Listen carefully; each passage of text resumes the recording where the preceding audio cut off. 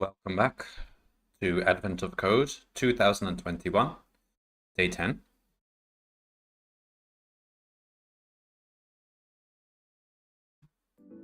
Let's jump right into it. Is this...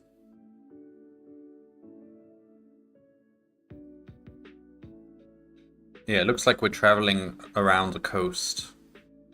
No, this is underwater. This is a profile. We're going down into a cave underwater. Right. Day 10, syntax scoring. Oh god, it's a parentheses problem. Gotta love parentheses problems. Alright. You ask the submarine to determine the best route out of the deep sea cave, but it only replies, syntax error in navigation subsystem online. All of them. All of them? The damage is worse than you thought. You bring up a copy of the navigation subsystem. Yikes. Okay, make a copy of that.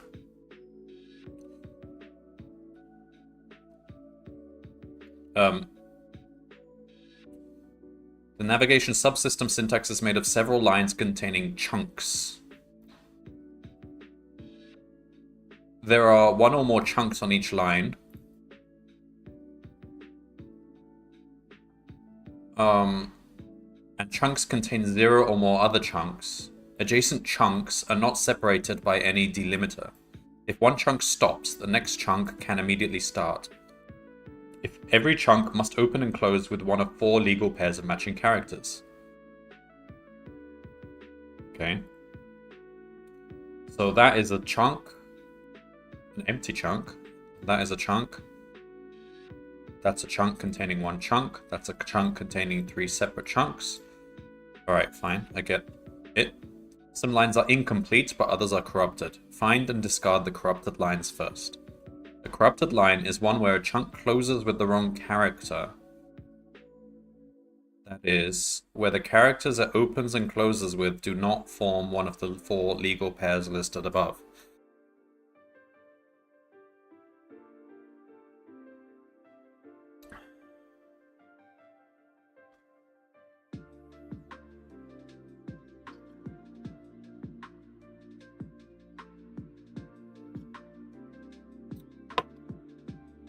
Alright.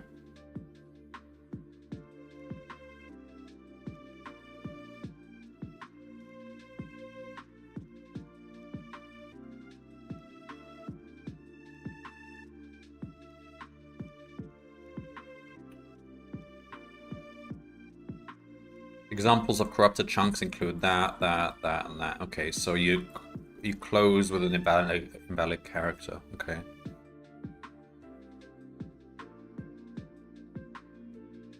So if you're going from left to right, you use a stack here, I guess. You want to keep track of what the last opened chunk was, so you know what is needed to close it. And there's only one possible character at any time that will close it, but you could receive an opening of a new chunk, and that will go on the stack. This is a stack problem.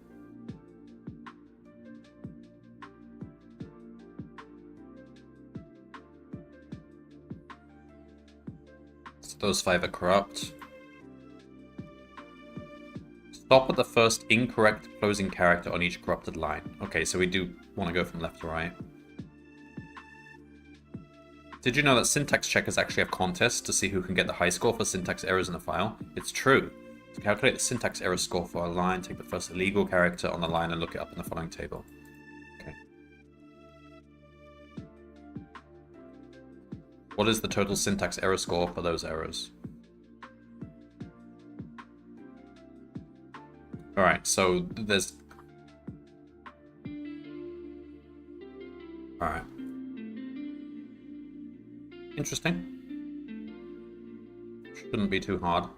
Sometimes these parentheses problems can be quite tough. This one looks like this is... Well, we still have part 2 coming up.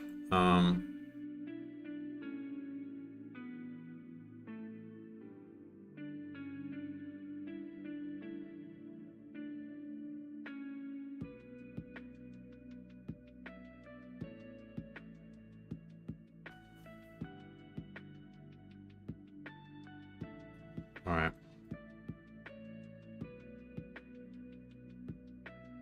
Okay.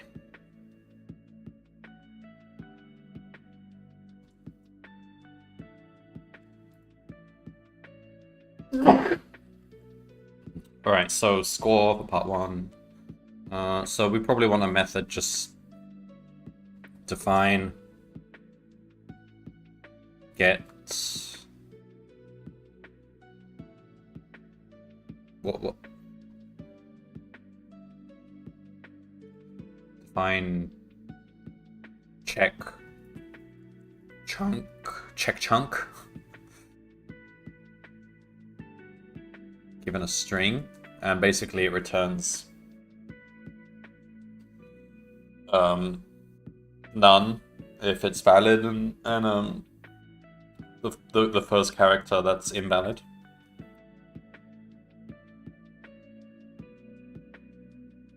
What if it starts with a closed character? I mean, that would also count as invalid. It does. There, look, that happens. So it can start with the first character.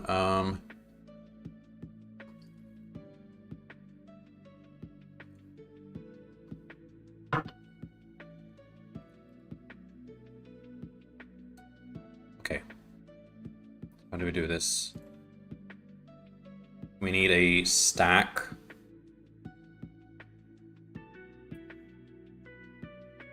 Chunk openings.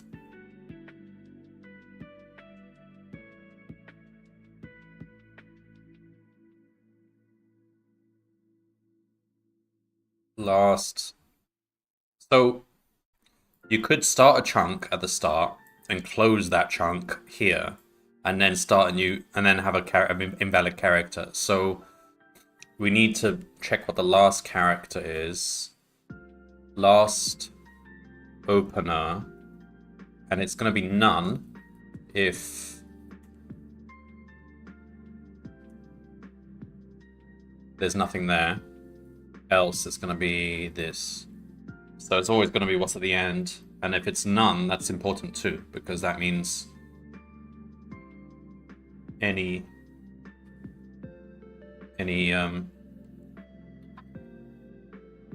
closing character is invalid.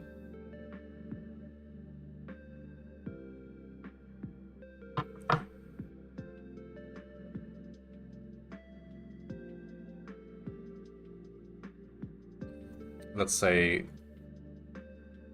openers equals so it's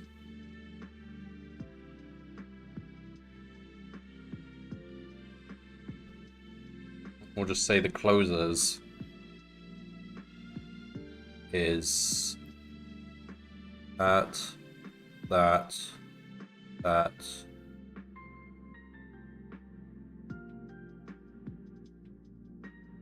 and curly. We'll do them in order that they describe them. Okay, so that's closers. So basically what we do is for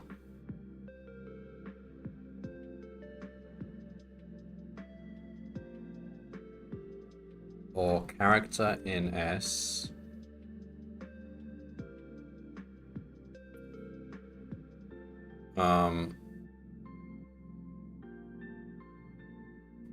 that is in the for loop. Do it every turn.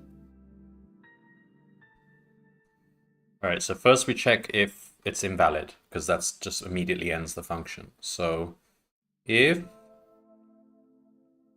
car in closer, so if it's a closer,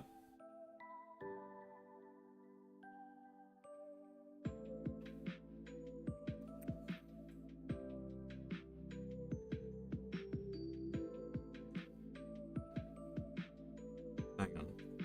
What we need is a map.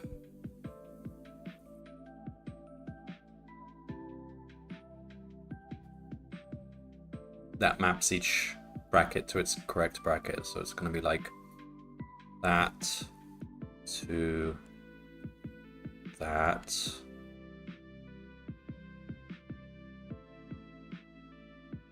That to that.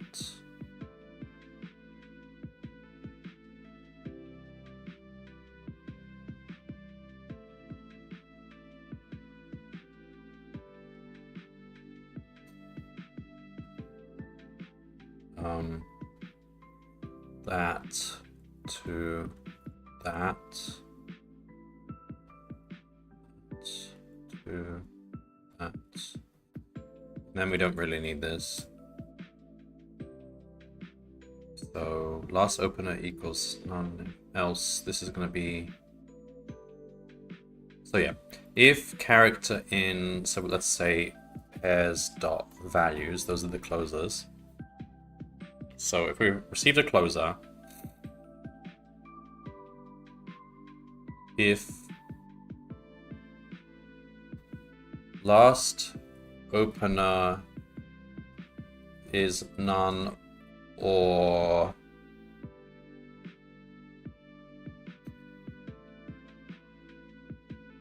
is not equal to the corresponding closer,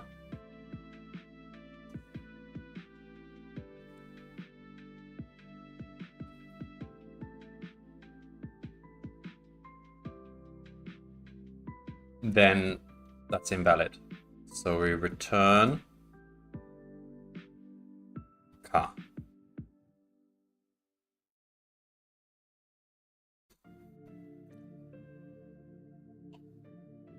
Otherwise,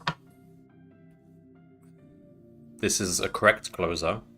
So we basically close the last opener. So we say chunk openings dot pop, just discard it, and we move to the next most recent chunk that was opened.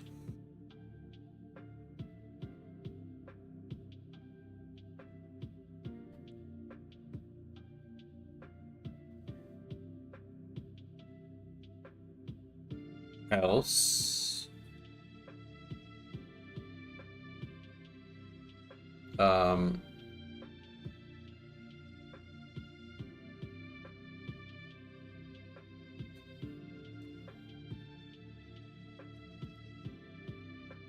so if we're in the else, that means it's an opener, and that's always valid. So we just have to do chunk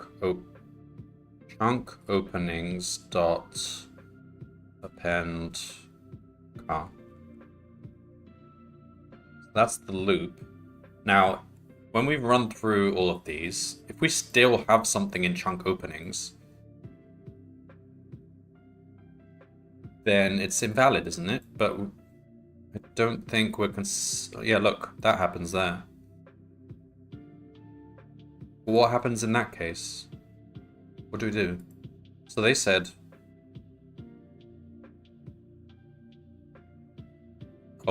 Oh, you ignore the incomplete ones. Okay. So...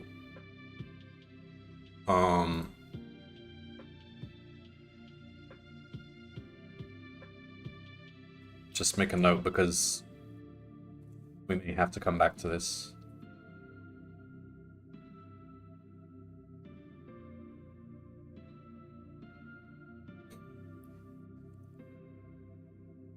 All right. So online in f.read lines,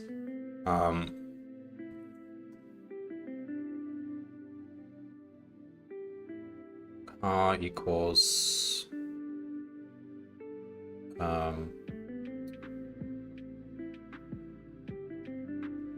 check chunk dot strip score 1 plus equal. So it's basically going to be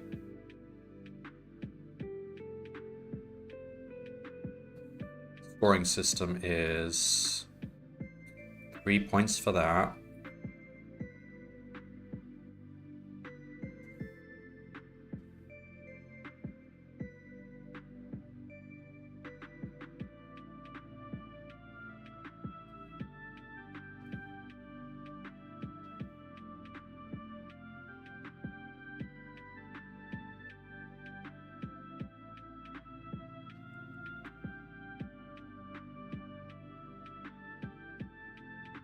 Two 5-1-3-7. 2-5-1-7. So just an inline scoring function. I mean, you could put this outside because you don't want to redefine it every time, but it's minimal computation. And then, oh, what do we do with none? Can you even hash none? I don't think so. I don't know what happens. We'll see if that works. Otherwise, we just have to say, yeah, I guess it does hash.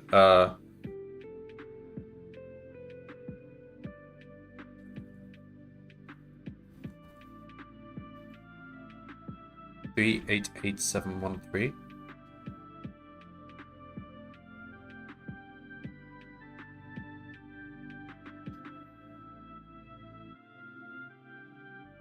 Correct. So that was faster than I thought it would be. Yeah, it was an easy part one, just looks scary. When you see a whole bunch of brackets, that's always scary. Alright, now discard the corrupted lines. The remaining lines are incomplete. Alright. Incomplete lines don't have any incorrect characters. Instead, they're missing some closing characters at the end of the line. To repair the navigation subsystem, you just need to figure out the sequence of closing characters that complete all open chunks in the line. Oh, that's easy. That's just the stack reversed.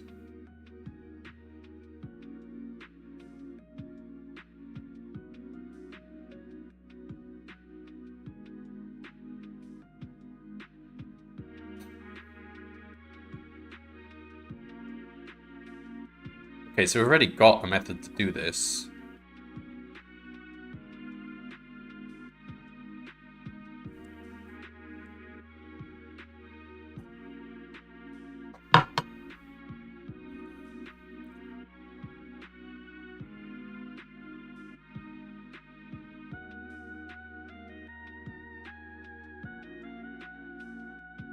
Hello, Echo Clone. Thanks for the good luck.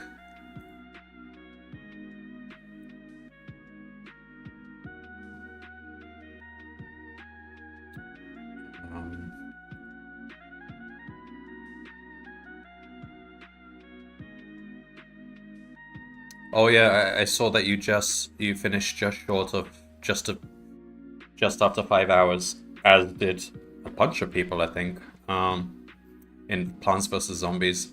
It is really a 5-hour game, isn't it? Everybody's so close.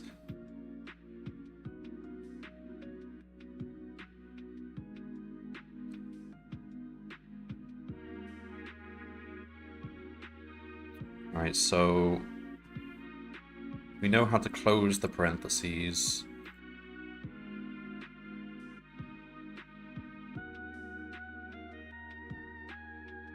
Start with a 0, multiply the total score by 5, and then add these. Okay. So that's just the example. The winner is found by sorting all of the scores and then taking the middle score. So the winner is the median guy. That's interesting.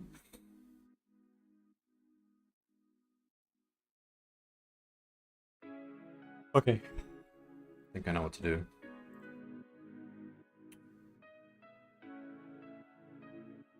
So we already have a method for working out if something's corrupt. So here is where we deal with incomplete.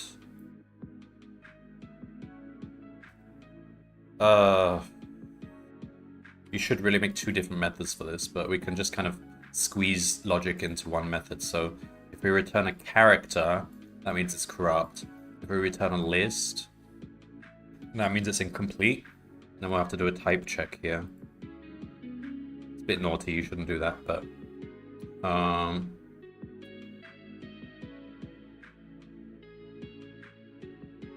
check equals check chunk if check. Python is lots of fun. I recently implemented parts of a custom language server in it for work. Yeah, Python is a lot of fun. I've devoted most of my programming life to playing with Python. Although when I worked in a proper job, I mainly used Java. Although we did do Python for machine learning and data analysis and stuff.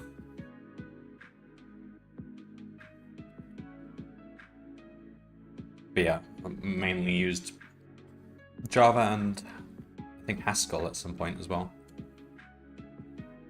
No, not Haskell, Scala.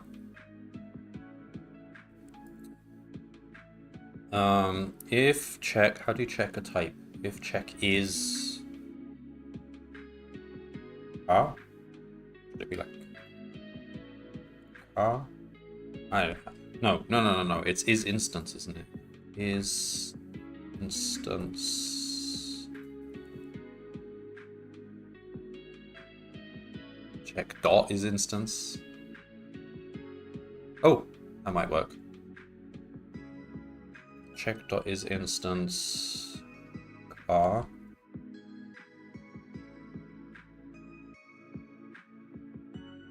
C capitals. All right, I'm gonna have to look this up.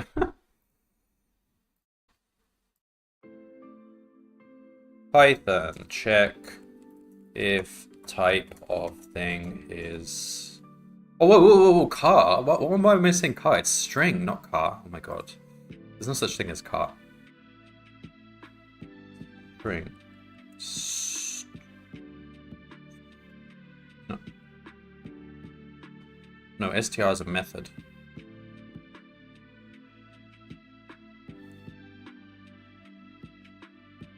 Is that right? No.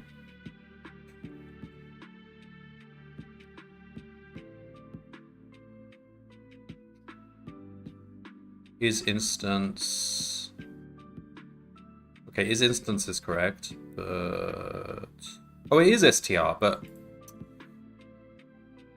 oh yeah, of course, yeah, because you're using str to cast things to string, but that's not. It's not a method. It's a class. That's just the class constructor it's calling. That makes sense. So we do that. Else, it's a list, then we do this.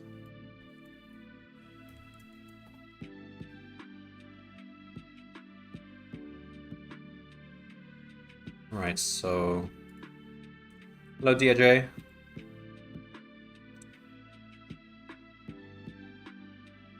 So... we've reached this point, that means it's incomplete.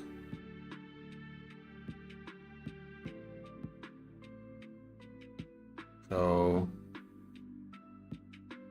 that stack reversed, so we just return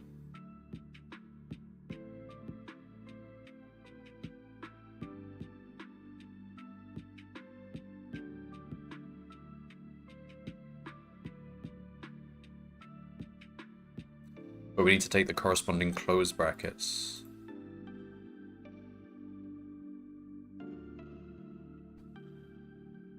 So it's going to be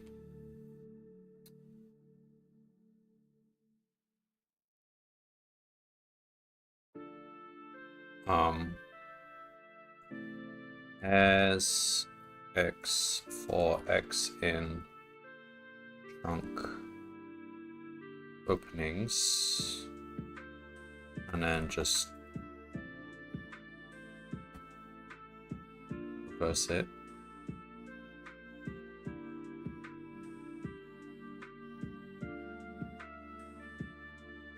So down here we get a list. I think we just want to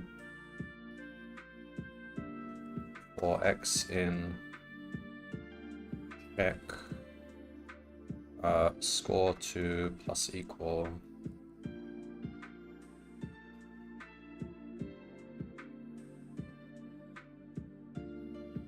so we've got another scoring thing. It's going to be like this.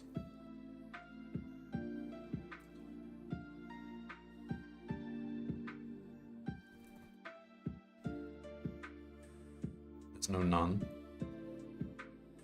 And this time it's just 1, 2, 3, 4.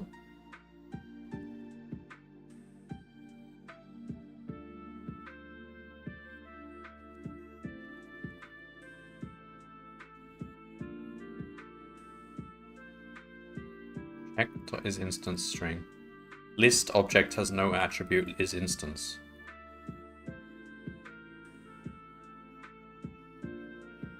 What? But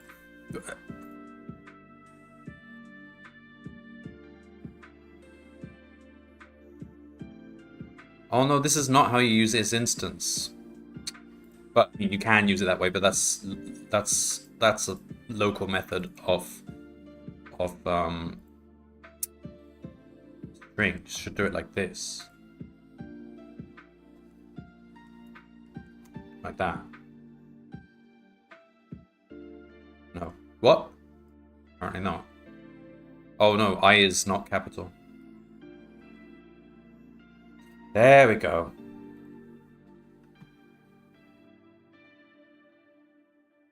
On 597.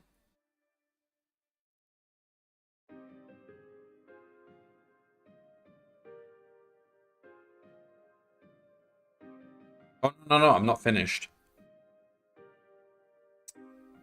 Now we need to find the median.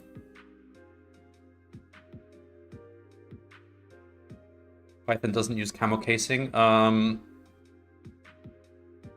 It does for methods of classes, but I think for this one is a special method. It's like a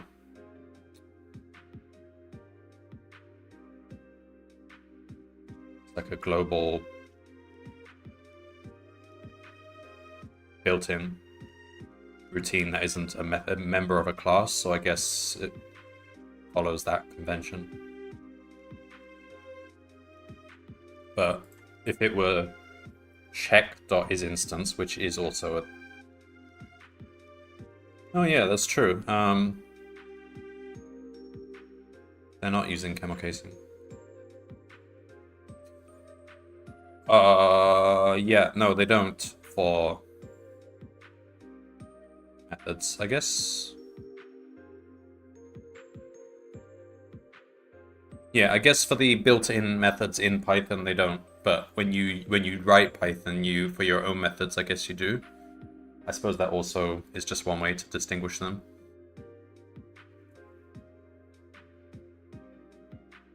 But I mean, that's just a convention. Some people might not use camel casing when they're writing Python.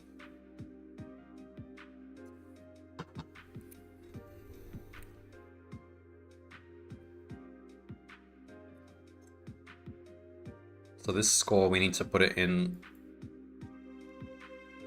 this list.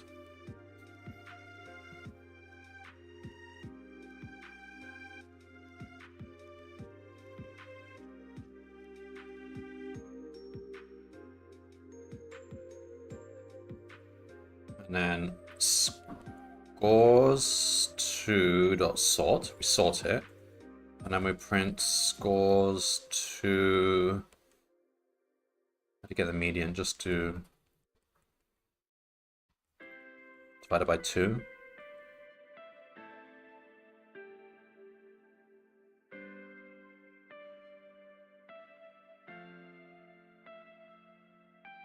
That can't be right.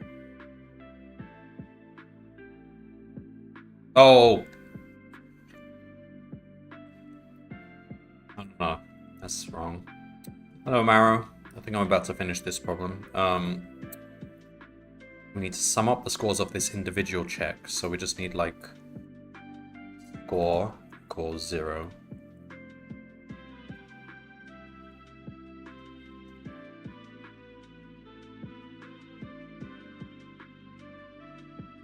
That, and then we put the final accumulated score outside of the for loop into scores. There we go. Double / is divide, but integer divide, so it rounds down to the nearest integer. Single / would be floating point divide, so like 0.5 or whatever.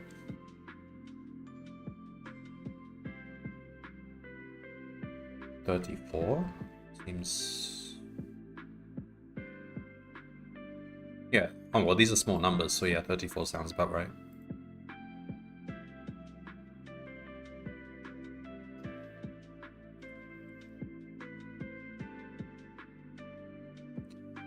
No, it does actually seem too small because these were big. Oh! I forgot to multiply by 5. Okay.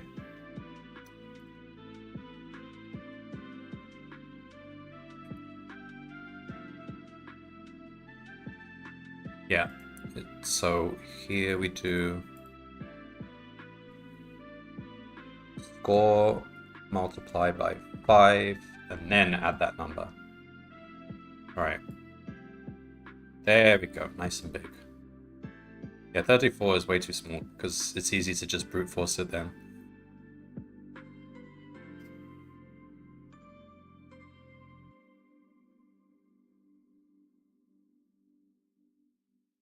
"15 seconds.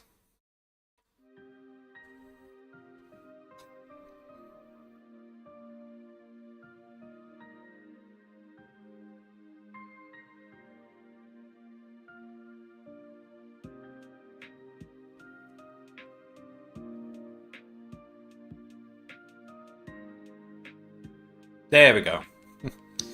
There's a time on submitting. There's always been a timer on submitting. I mean, how many did I submit? So I think, so when you first submit a wrong answer, there probably isn't a timer. And then when you submit a second one, they probably add like a half a minute or something.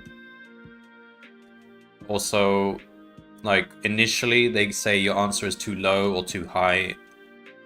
In this case, they didn't say anything. It depends on the problem. And then eventually, if you keep submitting stuff, they'll stop telling you whether it's too high or too low. To stop people being able to brute force.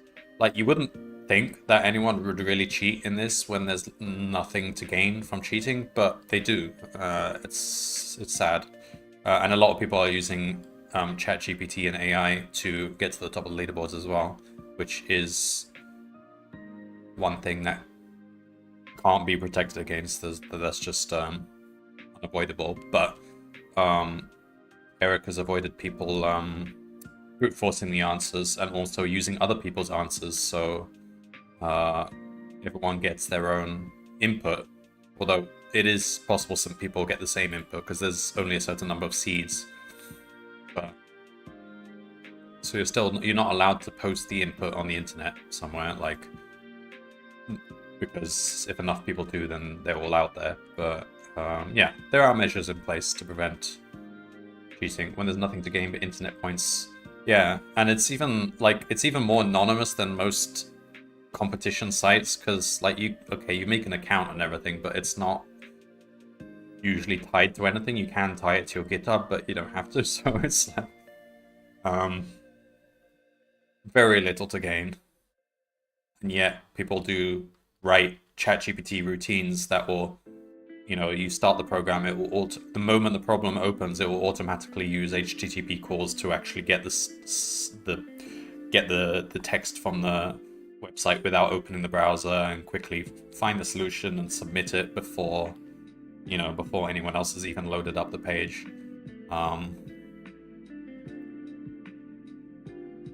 Because that's important to them.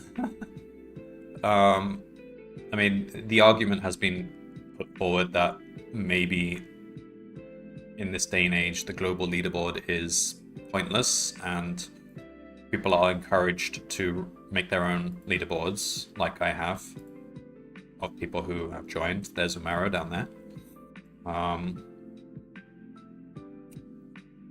But the global leaderboard still exists. I guess they'll keep it because it's legacy. But like, it means whatever people choose it to mean.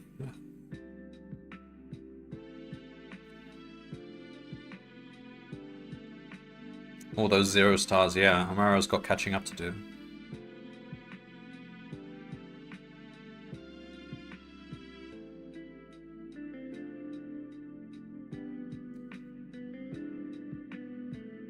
Alright, so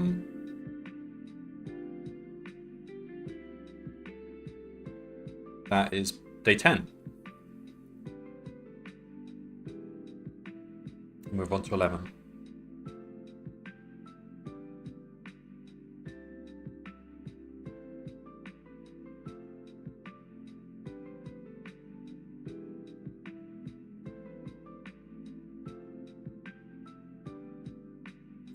Day 11, Dumbo Octopus.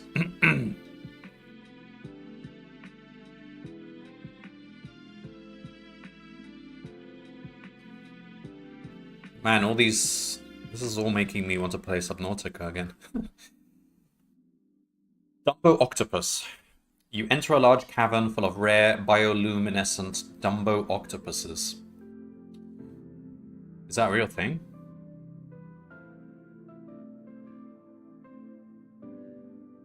Or is it like Dumbo as in Dumbo the elephant?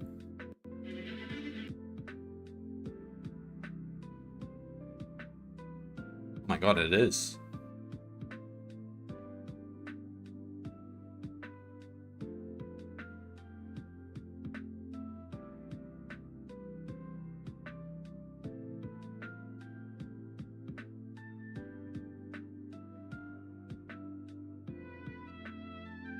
Cool.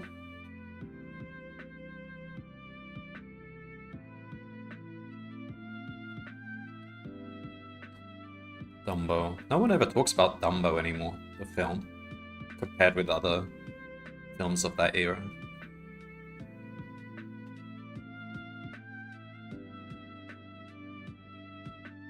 They seem to not like the Christmas lights on your submarine, so you turn them off for now. There are 100 octopuses arranged neatly in a 10 by 10 grid. Each octopus slowly gains energy over time and flashes brightly for a moment when its energy is full.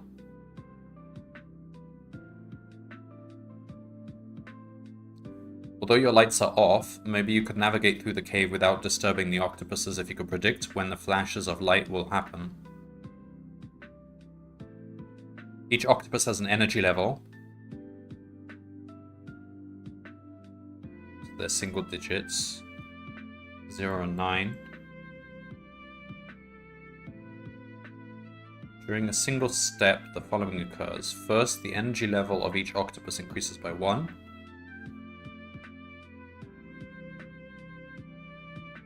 We were navigating in the deep ocean via Christmas lights.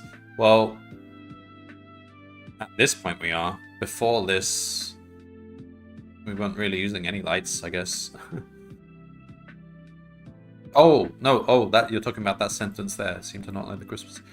Yes, because it's a Christmas submarine, so So yeah, that's what we had available. It's an elf submarine. We're always the elves. In fact, I think every year we've always played as the elves.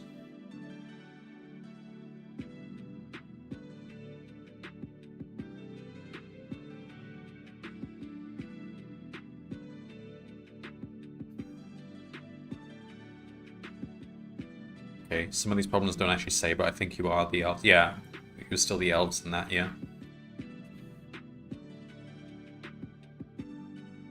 This is your last unfinished year. Yep, it is. That's 470 stars. We're almost at 500.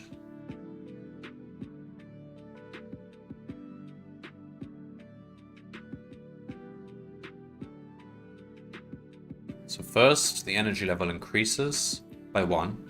Then, any octopus with an energy level greater than 9 flashes. This increases the energy level of all adjacent octopuses by 1, including octopuses that are diagonally adjacent.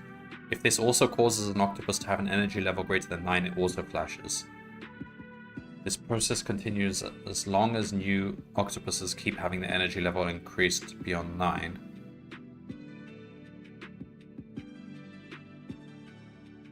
An octopus can only flash at most once per step. Okay, that's important, I guess.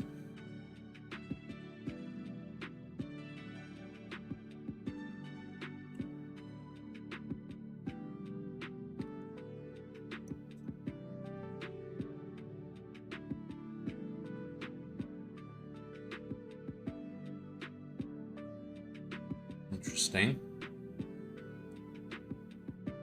Finally, any octopus that flashed during this step has its energy level set to 0, as it used all of its energy to flash. So this step comes at the very last, so...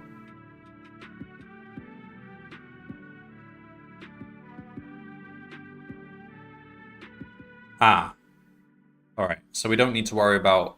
because we're not actually resetting the energy, so it's not like one octopus flashes and then we have to make sure that it doesn't flash again.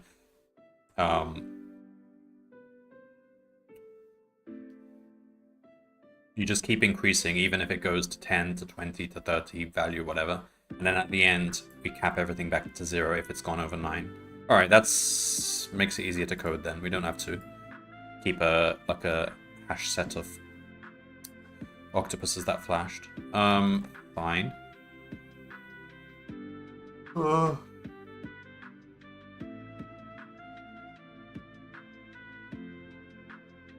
Right.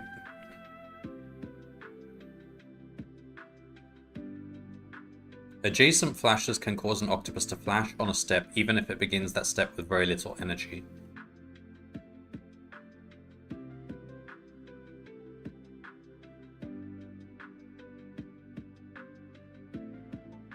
After step 1, so those all flash. So that flashes the middle one, because he gets hit 1, 2, 3, 4, 5, 6, 7, 8 times.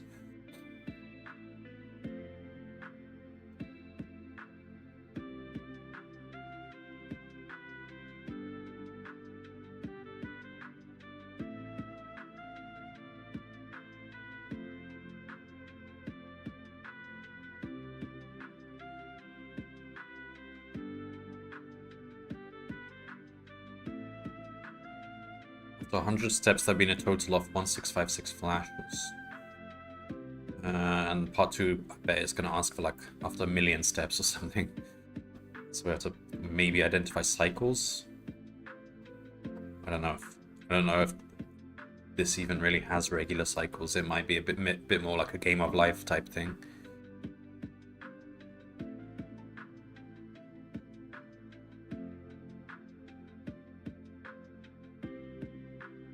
Anyway.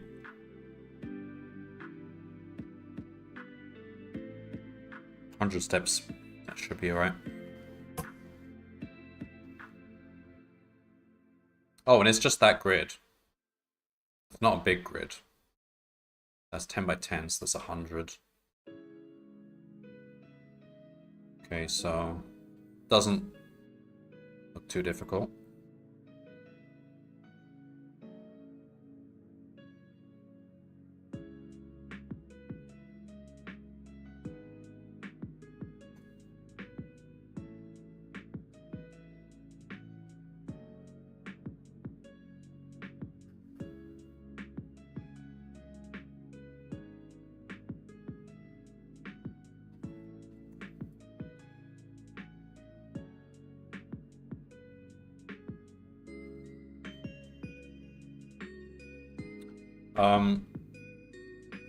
So just put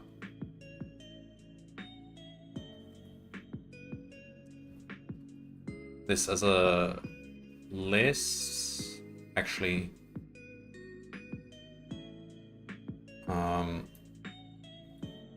int x, cast it to ints because we're adding 1.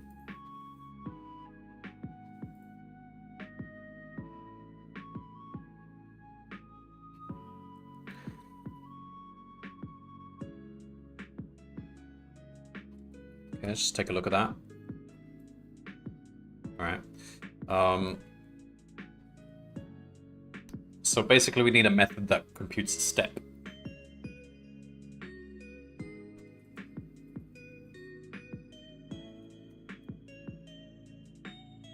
Given a grid, compute a step. All right. So I think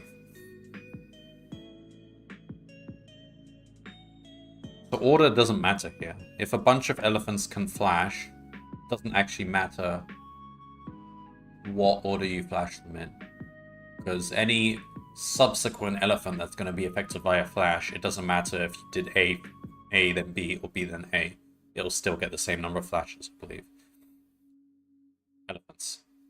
See, now I'm confusing because it was Dumbo. Octopuses.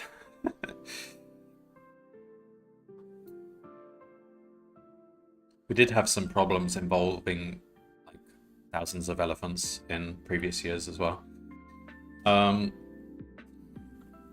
So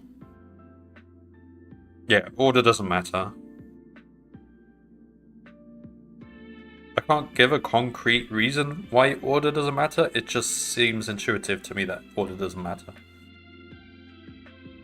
There's probably a nice simple mathematical proof of that. Anyway, well, I think the important thing is if order did matter, then they would have specified an order in the problem. But they didn't, so...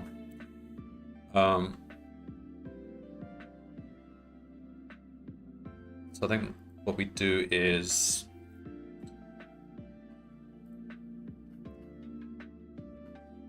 program it like the way they've set out. So step 1, the energy level of each octopus increases by 1.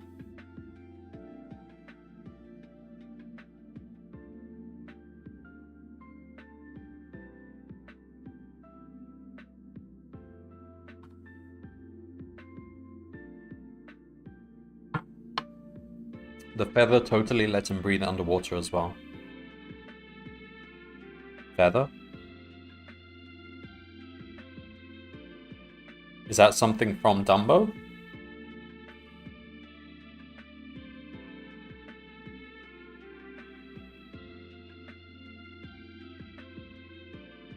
Okay, so...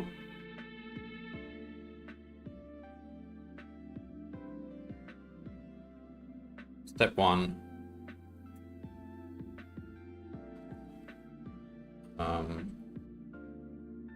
Increase energy levels. All right.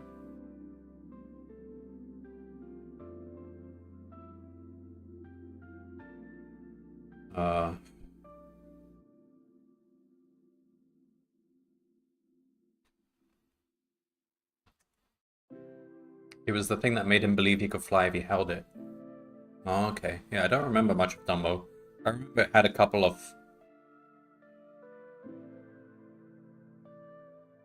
Well, it had one controversial scene with the alcohol drinking. Didn't Dumbo get drunk at some point? Or was it someone else? And they were seeing pink elephants and stuff. And there was also quite a traumatizing scene, like the circus scene, where Dumbo was being mocked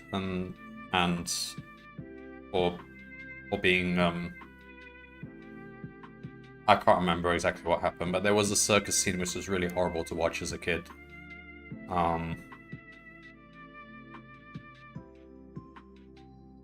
Dumbo, I think he was being mocked and the audience was laughing at him and stuff.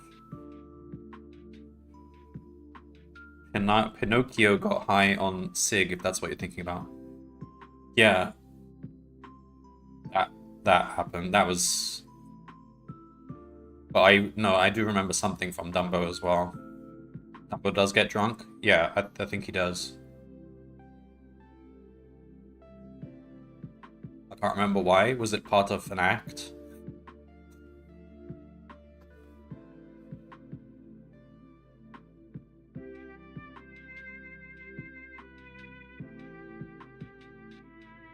Falls in a barrel or something. Oh yeah.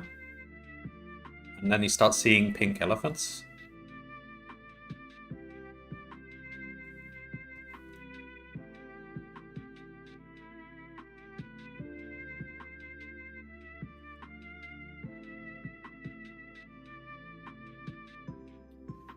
Welcome in, Crimino Loden, by the way. Cartoons back in the day, man, they did not hold back. Yeah, there's there's a lot of messed up scenes in a lot of those films.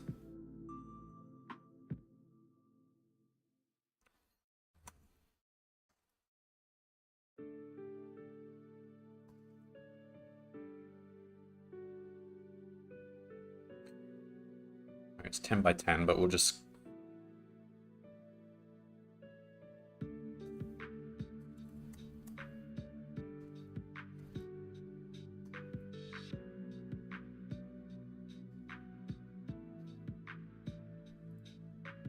Just go watch Brave Little Toaster.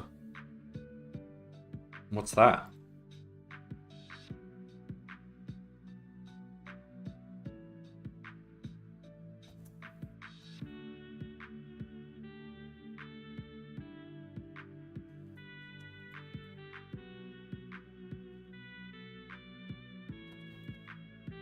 A non-Disney 90s animated movie, Brave Little Toaster. Haven't heard of it. I remember Watership Down was very messed up, and that should never have been watched by kids. But I'm pretty sure we watched it in school as well.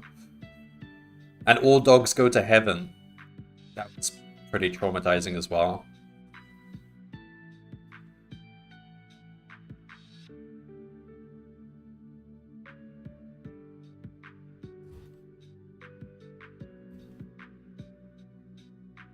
And Hunchback of Notre Dame, another one.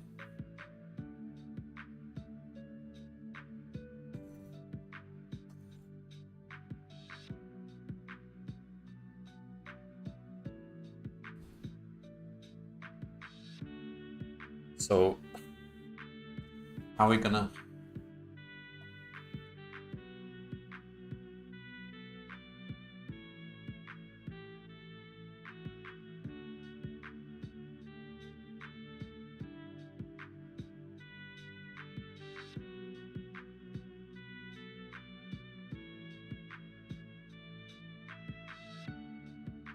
Alright, so I think we need to make a...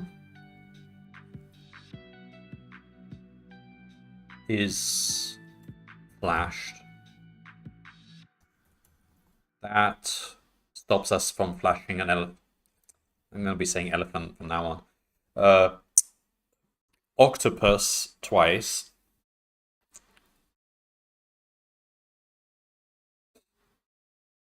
But we also need like a flashing cue.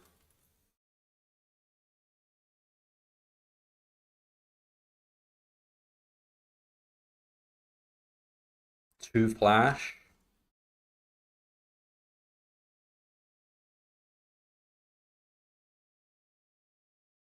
This would need to be a set, wouldn't it?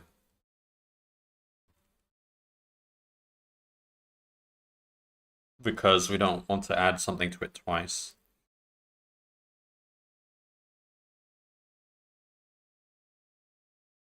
And then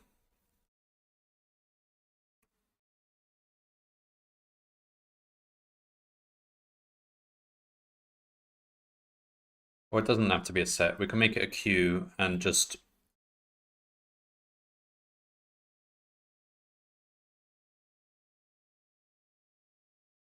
So the moment we see that a octopus is ready to flash, we put him in the to flash queue, which will make it easy to pop things off. And we also put him in is flashed, even though he technically hasn't flashed yet. because that just marks him so that he'll never be added to the queue a second time. So if grid ij is greater than 9,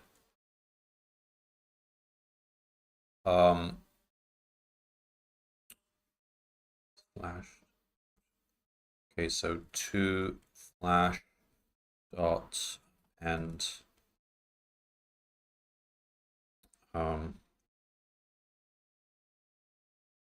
ij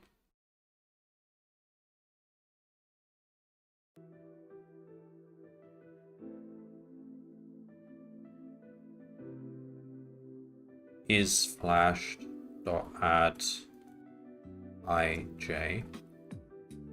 So that's the first pass.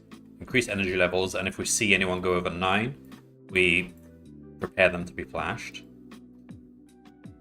Now, step 2, they said, was do all the flashes. So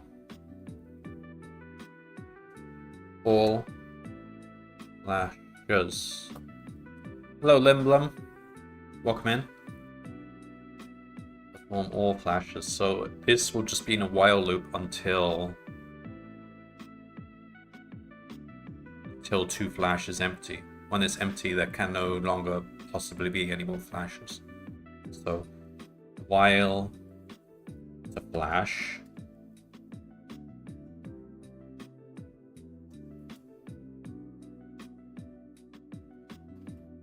so we pop one off, doesn't matter what order they come out in.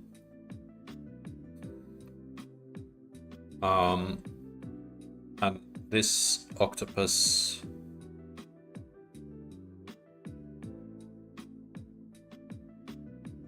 I'll make a little helper method here.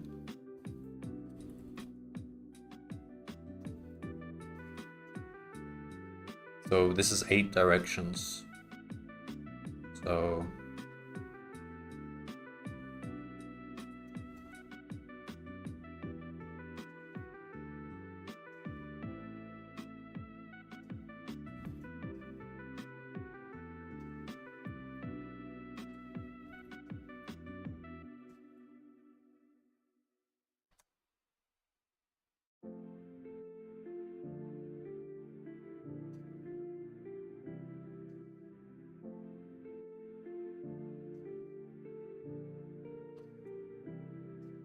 So if it's in range,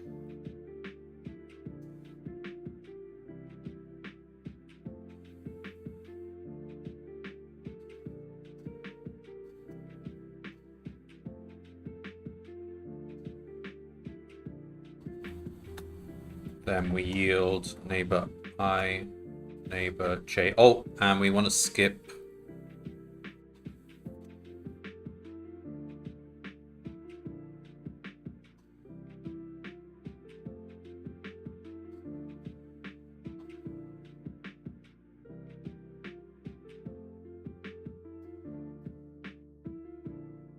that because it doesn't count.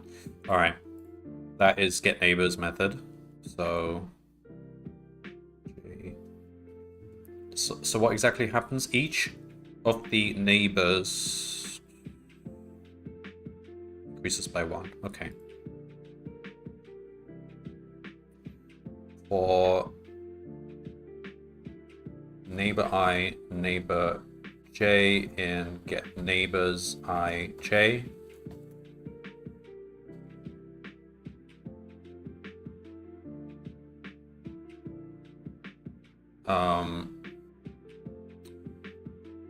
Grid neighbor j let's equal 1, and then we do this again. If grid is greater than 9 and neighbor I, neighbor j not in is flashed, so we'll never do it twice. One cell location will only ever be flashed once. Then we put it in there, we add it to the queue. Oh, that should be...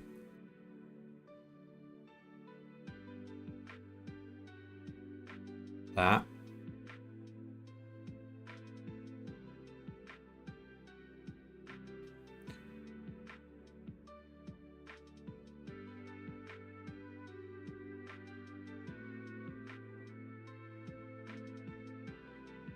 That's it.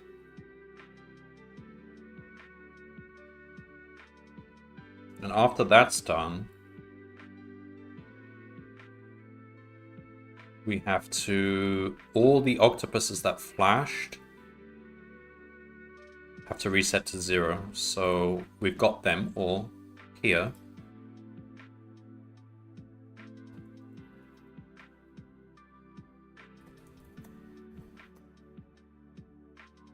For I, J, N is flashed. Grid I, J equals 0. That's one step. All right, there could be errors here. We could just try running it on grid for 100 times. That grid. Let's just see what the grid looks like.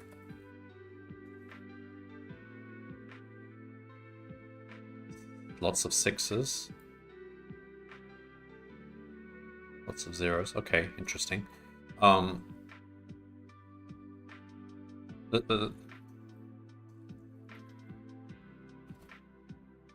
Do it like this. So like this is sort of like a group. And we've got this big group down here. And this is what it originally looked like. Interesting. So it kind of stabilizes. Like what happens if you run it 1,000 times? It's all 8s. That's what I thought might happen. It stabilizes to 8, and then now it's in a cycle.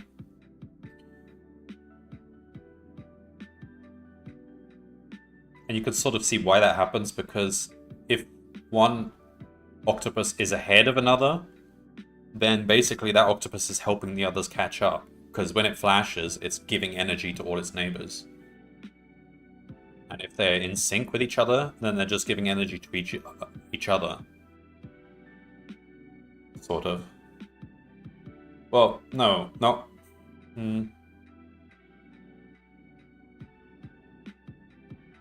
Maybe there's some mathematical argument for why it would always stabilize. Anyway, what are we supposed to do with this? Given the starting energy levels of the Dumbo octopuses in your cavern, simulate 100 steps. How many total flashes are there after 100 steps?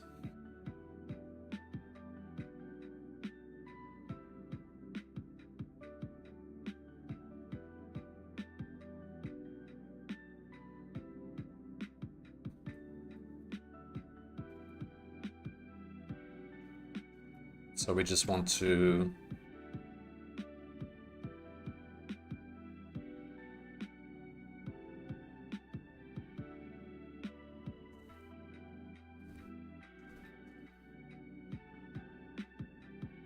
just increase total flashes.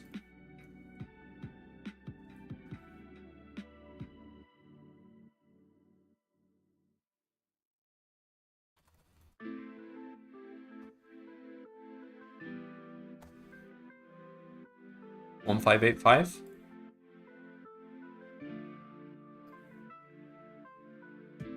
Correct.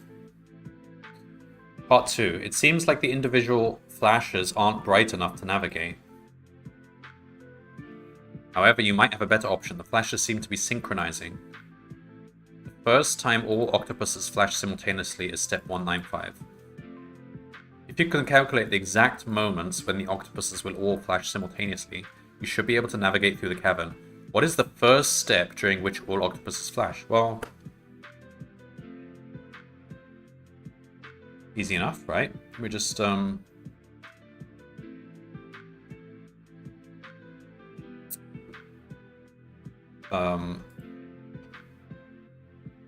well, if we want to compute both part 1 and part 2, we just have to roll them both into one method. So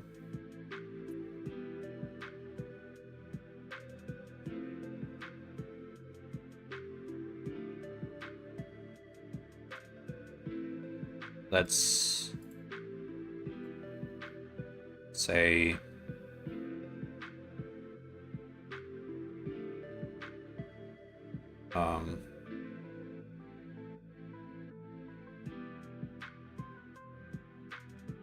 right, normally I mean the proper way to do this would be just to do that and then just reset the grid to what it originally started as, and then do part 2. But if we just do like, I don't know, 10,000 and just say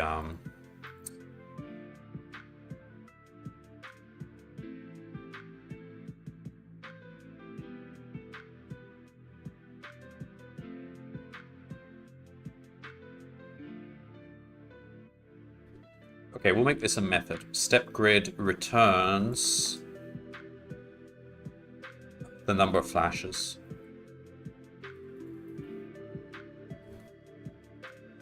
Don't do that. No global variables. And then we just do that. We say step flashes equals step grid.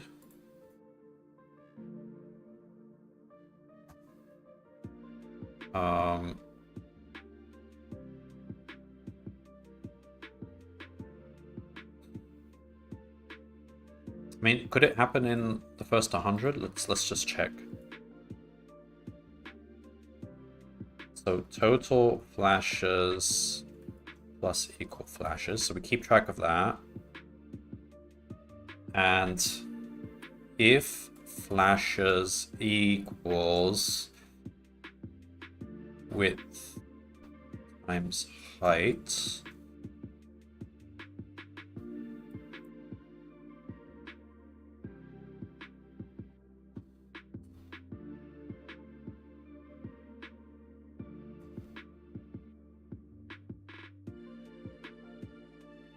no, that's fine. Just print. They want it one indexed, right? So print. Let me check. What is the first step? Yeah, I think so.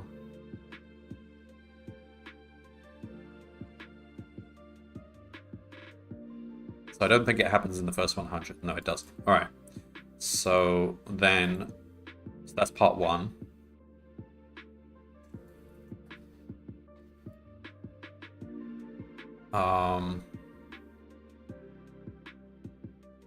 Okay, in that case, we'll just go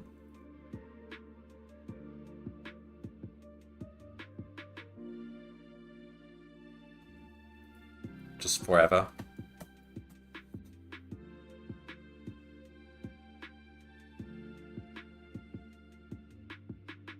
So we carry on stepping. No. It needs to be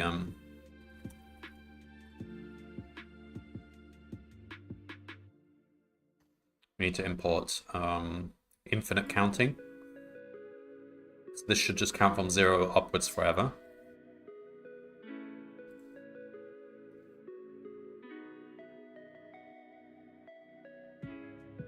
So we're no longer recording total flashes. If flashes equals width of height, print it's going to be iter plus 1 plus 100, because we already moved 100 spaces. Oh, and break out of the loop. Alright, let's see what happens now. 382, so they're saying step 382 is where they all flash.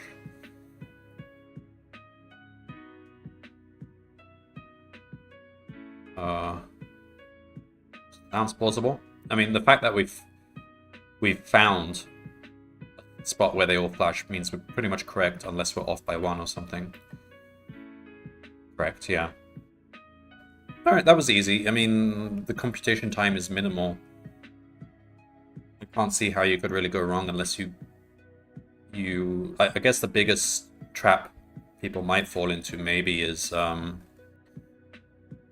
doing these flashes in a weird recursive way that doesn't properly avoid like flashing octopuses twice. That's probably the biggest mistake people could make.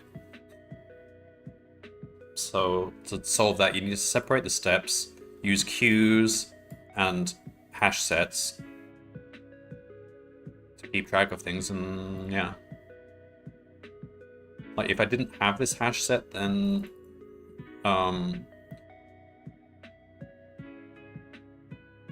you can't really do it. Like you actually need the hash set. There's unless you were just to record some variable for each individual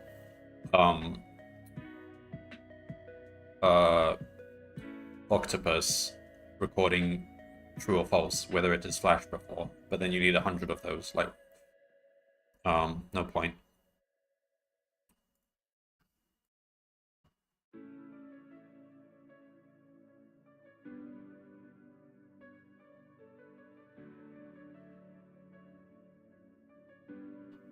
Yeah, I was thinking a better part 2 would be, don't tell us that they synchronize, but instead just ask us for like the millionth, how many flashes have happened after the millionth step. So first, you would have to find the point where they all synchronize, and just add up all the flashes that took place until that point. Then you'd have to realize now it's on a cycle. Oh wait, hang on. When they're synchronized, they can unsynchronize again. Because you've got octopuses on the corners, and you've got octopuses on the edges, so it doesn't stay synchronized. But that just makes it more interesting. Then you have to work out what the cycle period is. It's not one, it's actually more than one, so it might unsynchronize and then synchronize again. So you've got to work out what the period is, work out how many flashes occur during that period, and then how many periods happen until a million, and then there's going to be a little bit left over, so you have to compute the partial period as well. I mean, we've had problems of that nature before. It's tough. It is actually a difficult problem, but it's a good problem. And because if they don't tell you that it synchronizes at all, you have to be smart about it and realize that they synchronize.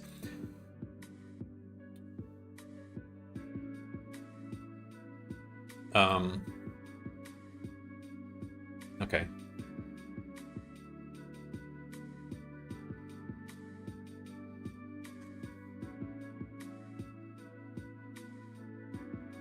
So, yeah, day 12.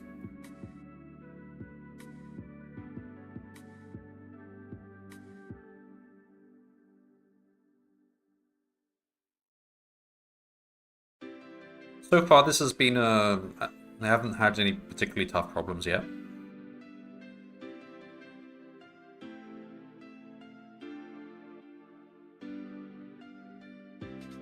Day 12, passage pathing.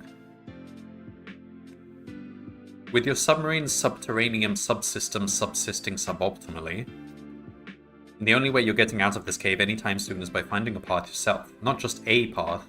The only way to know if you found the best path is to find all of them. Fortunately, the sensors are still mostly working, and so you build a rough map of the remaining caves.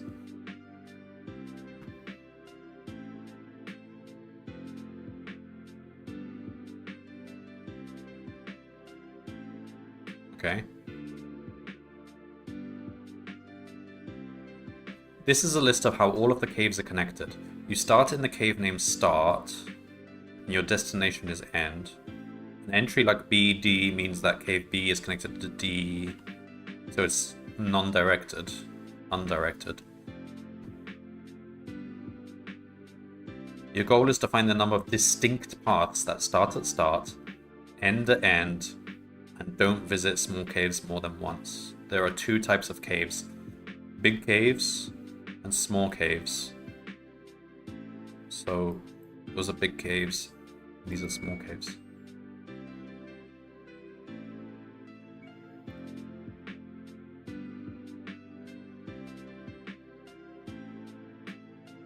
Alright.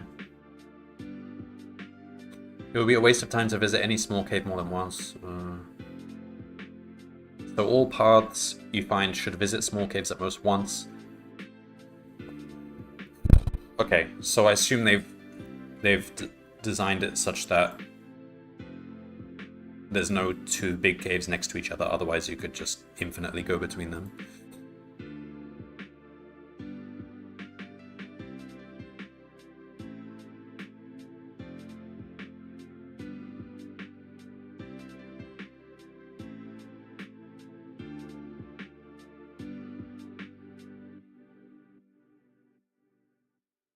So this is really like a depth first search problem, I guess. But just fully search everything. And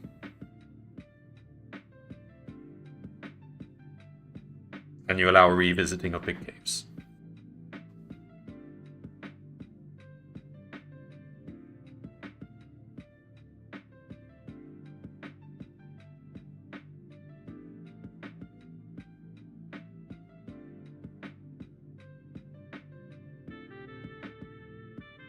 Alright.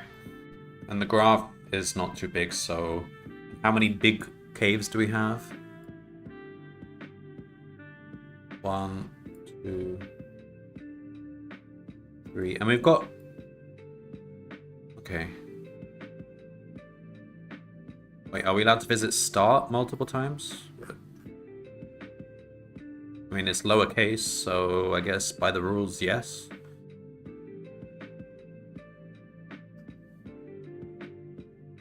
And end... well, no, because they did say...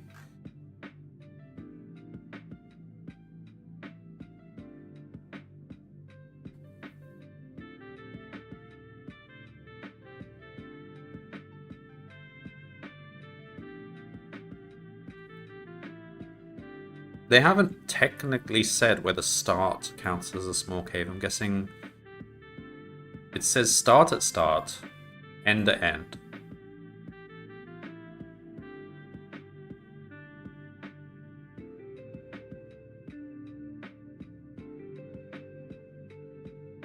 Yeah, but if it's lowercase, that means you can only visit once anyway. Okay, so that's not a problem. Alright, so yeah, start and end you can only visit once. Alright. This is basically a graph search problem.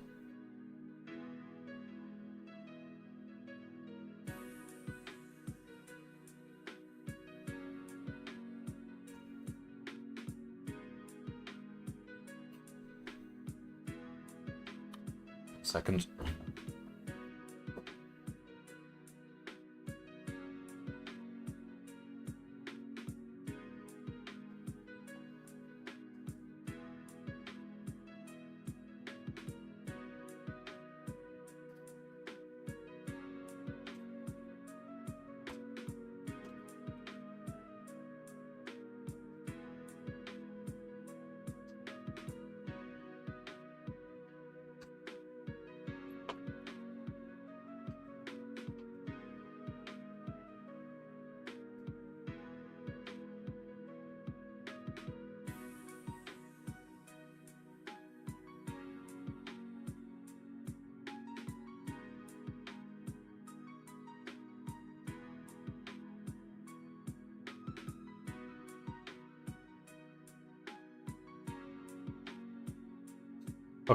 Okay, so graph, yay. I like writing graph code even though it's the same every single time. Let's make a graph class.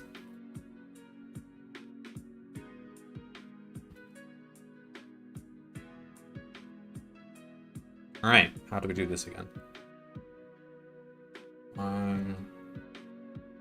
Init self dot, let's call it edges equals, this is undirected.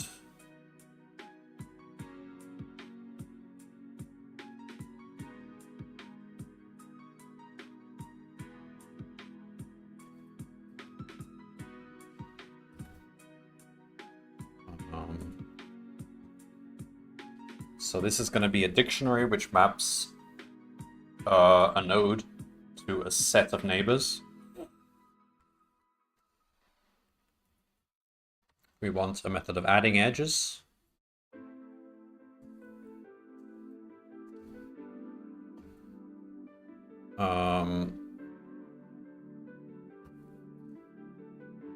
Self.edges u.add v self.edges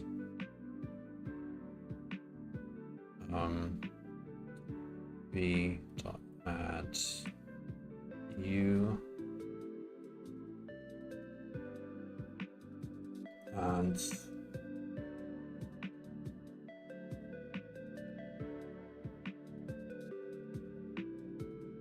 it really. And then we want a depth first search.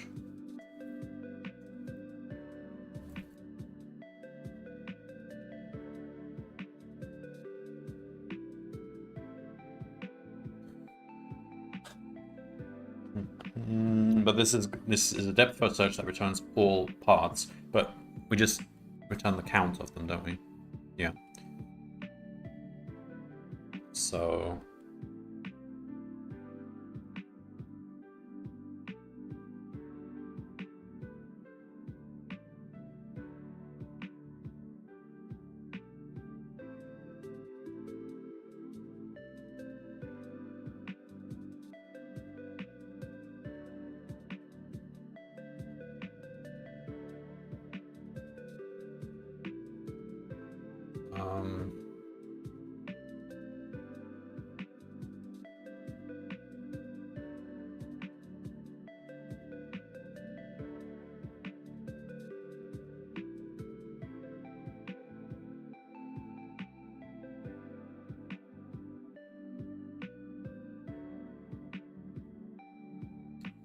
remember how this works. Okay, so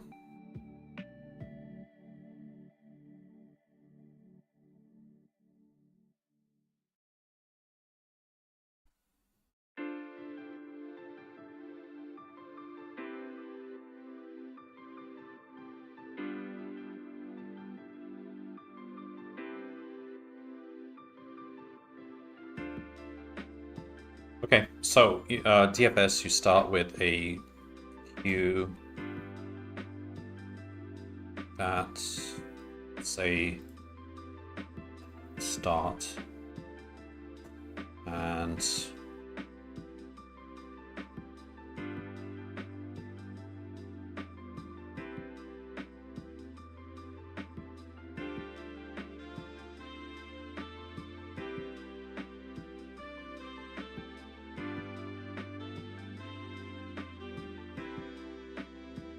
I'm not writing it like I have to think for a second.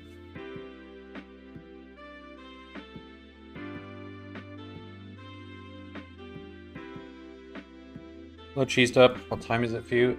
It's 6:35 for me, PM.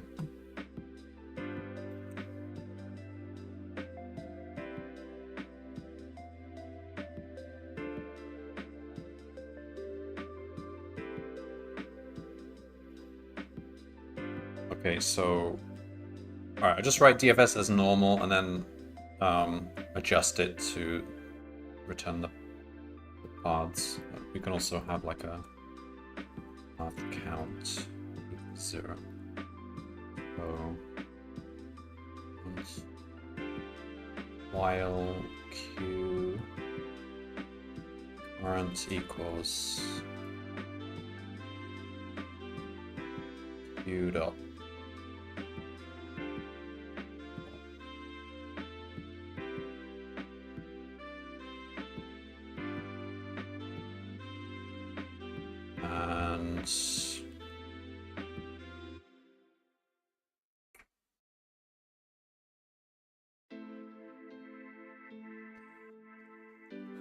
Hang on.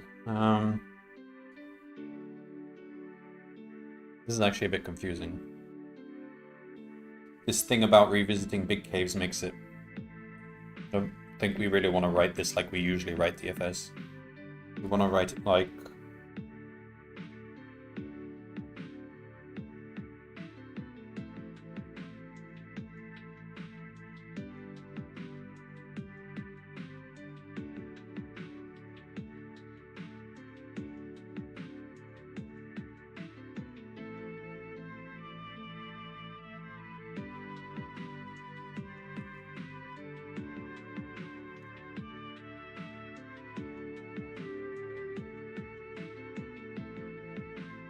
I don't know.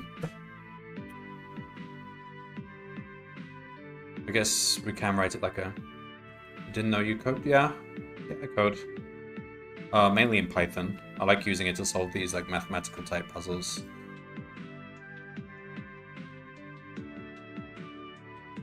I'll just write normal DFS and then look at it and see why it doesn't work. Alright, so current execute.pop, neighbor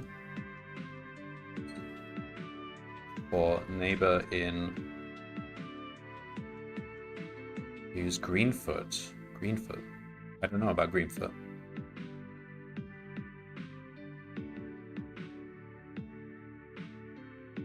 So neighbor in self.edges current.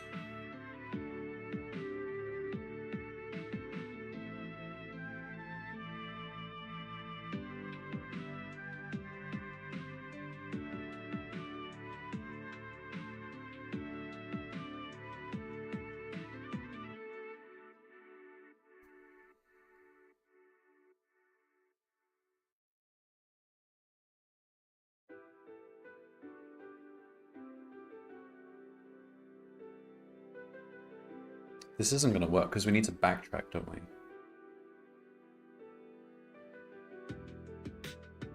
So we actually need to record the path we...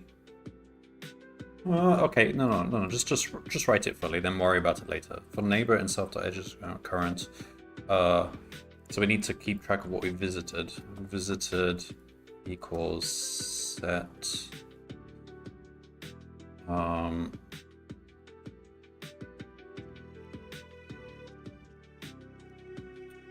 Neighbor in self.edges current, we want to, if neighbor in visited, then we skip it.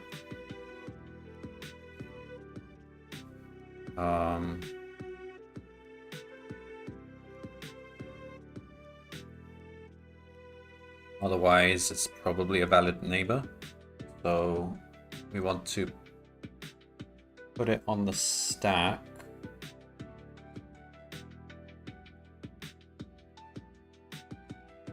Q.append, yeah, okay, this makes sense. Q.append neighbor. Now, we only add it to the visited set if it's lowercase. And the problem here is I don't know how to backtrack in this visited set. Maybe this is the wrong data structure for this, but it will just carry on like this. So if neighbor dot is lower, that's if it's lowercase. Visitor dot add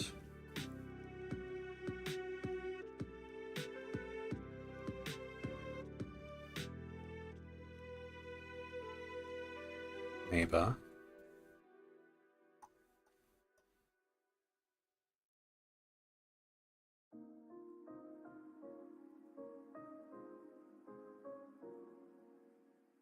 Also, if it's the end, then we have to end there. So if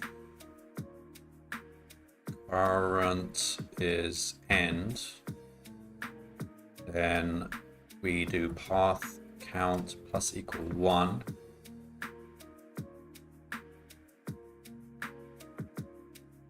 and then just continue to the next step.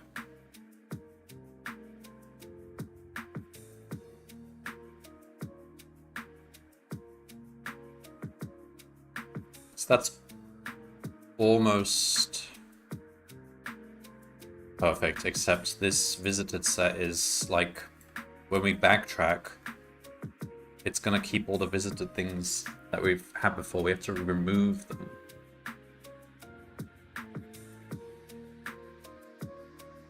So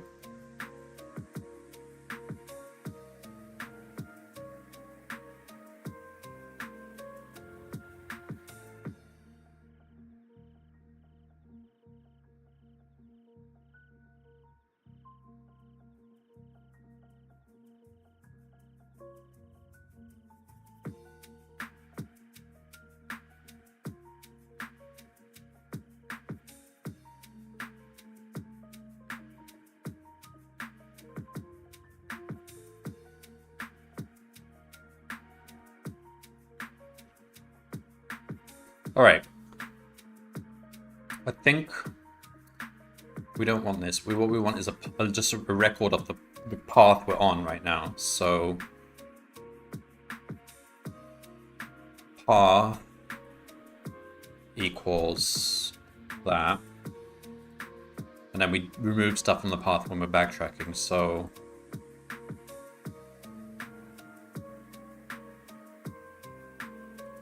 whenever we pop an element here, that means we're on that path. So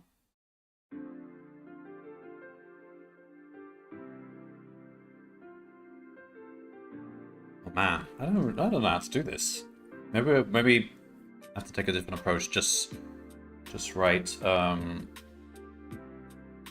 write it recursively.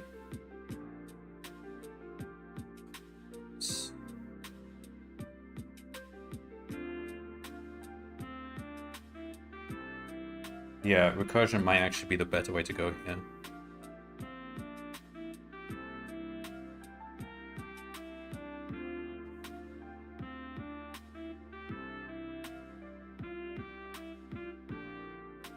Because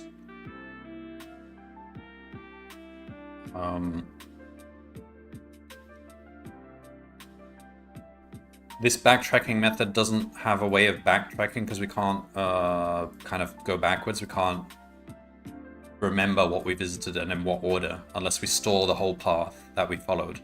But all right, let's try writing it recursively. I'll just comment this out for now.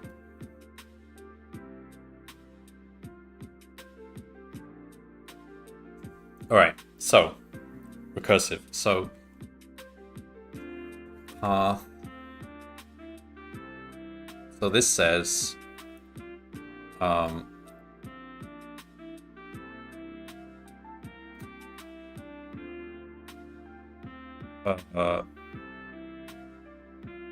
we want to find the number of possible paths from a given start to a given end, given that we've already followed this path here.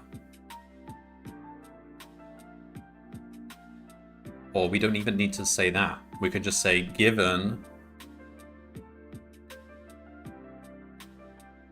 that we've visited these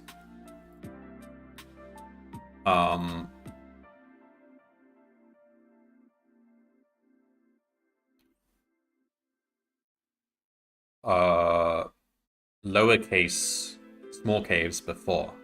We're not allowed to visit them again. Yeah, I think this is the way to do it. So ultimately, the answer will be when we set start to start, end to end, and this to empty, because we haven't visited anything. But it will call itself recursively as we do this. So we say neighbors. So for neighbor, hang on. The base check is start equal to end, because then the answer is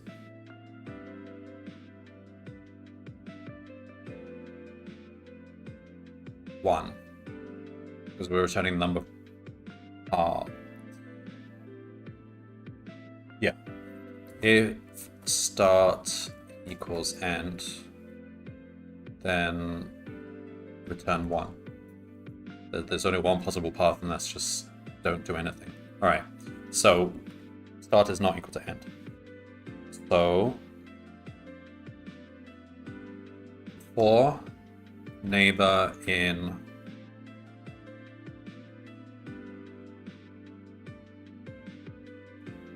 all the neighbors of the starting point,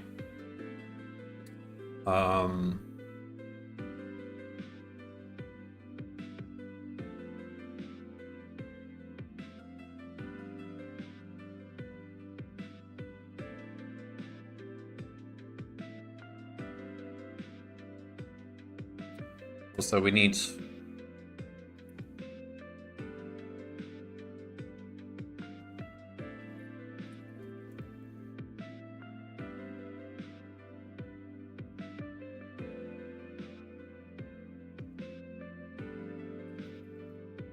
make a copy of this.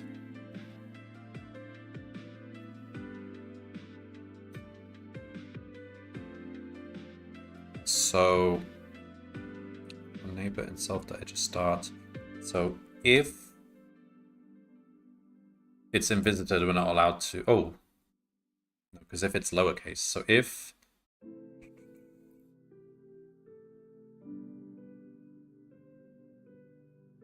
if neighbor in visited continue. So we're not allowed to go there.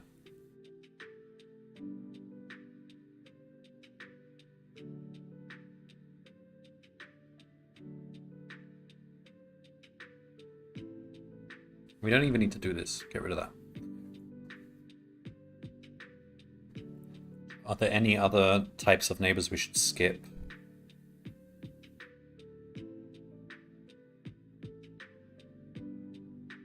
No.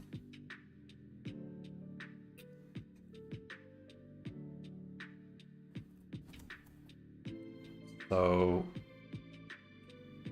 this is a valid neighbor. So now basically we want to make a subcall to DFS, which is going to be DFS from this new neighbor to the same end, but this time visited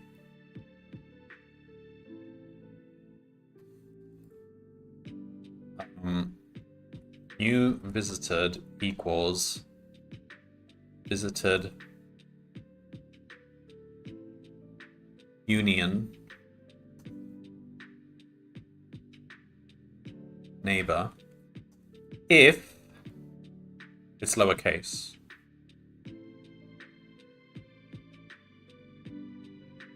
Otherwise, if it's uppercase, we're actually allowed to visit it as many times as we want. All right. So we make a recursive call, DFS, with the new visited, which may or may not include this neighbor that we've just added.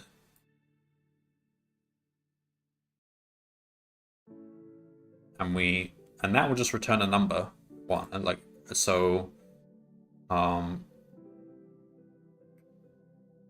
result plus equal that. So for each neighbor, we add the number of possible paths from that neighbor to the end.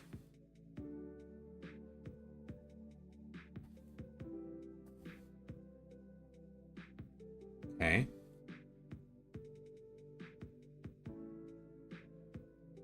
And if we reach a leaf and there's no edges to go from there, that's fine. We'll just get a 0 back because this will be a redundant loop and we'll just return 0. Okay, does that make sense?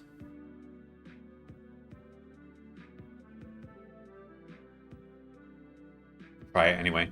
All right, now we have to actually use the input, so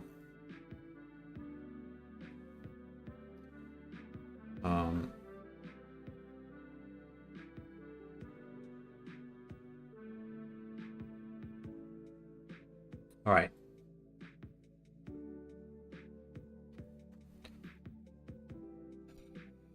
left right equals line dot strip dot split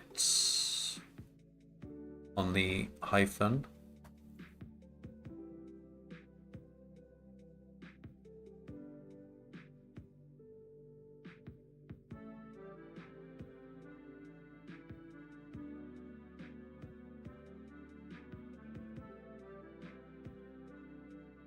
Okay. And then we want to put that into the graph. Okay, so we need to make a graph.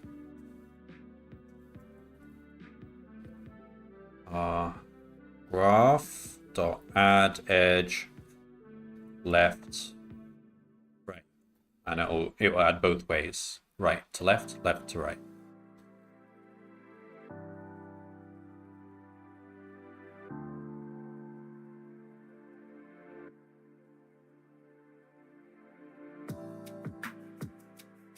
Hang on, this should actually technically include start, shouldn't it?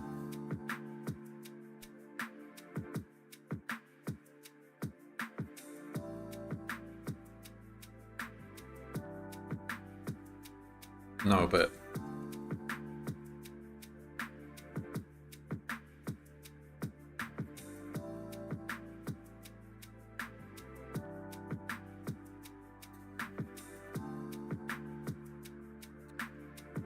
all right, we'll just do it like this. If we don't provide a visitor, that means it's the top level call. If visited is none, then just redefine it to be contain just start, because we visited start, we're sitting on start, therefore we visited it. Yeah, that should be fine.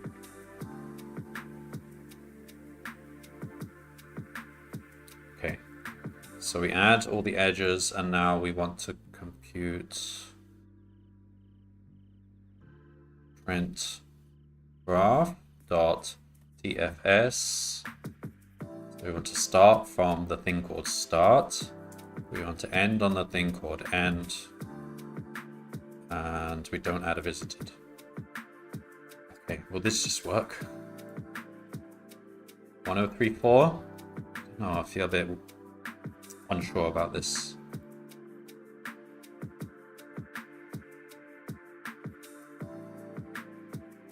Nope, it's wrong. Okay.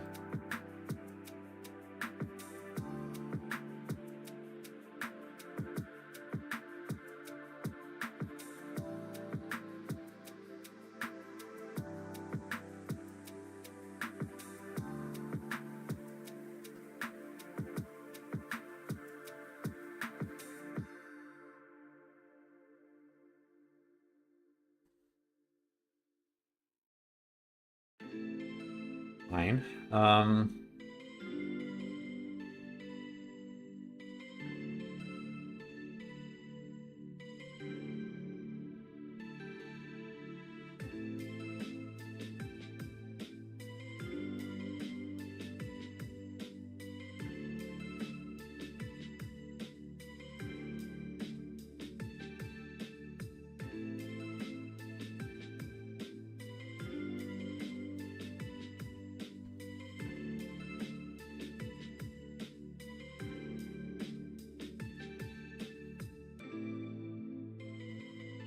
I mean, okay, it runs in time, so I think the algorithm is mostly correct.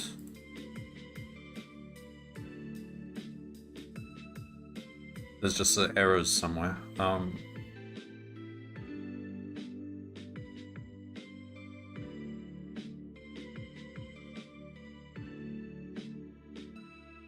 So what is this saying? This is saying I want to find the number of paths from this point to this point where we're not allowed to move to any nodes which are in this set. That, in principle, should work, shouldn't it? Is there any catch to that?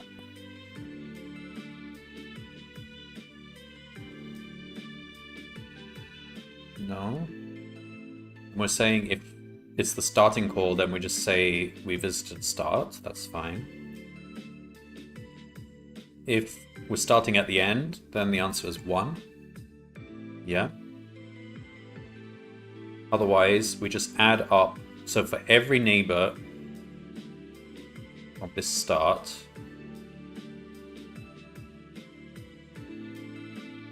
As long as it's not visited, that means this is something we can go to.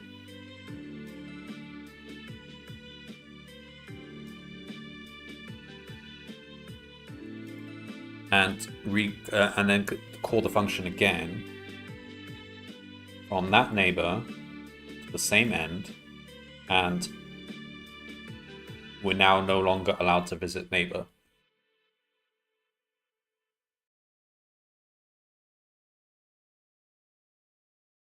If it was lowercase.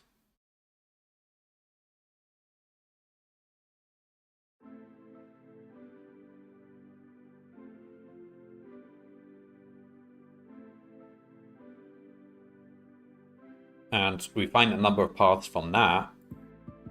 We add them all up for all possible neighbors, and that seems right.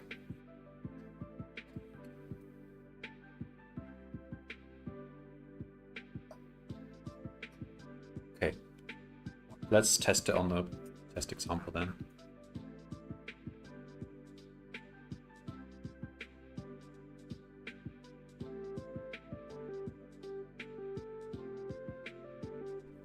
Start with the smallest example they give.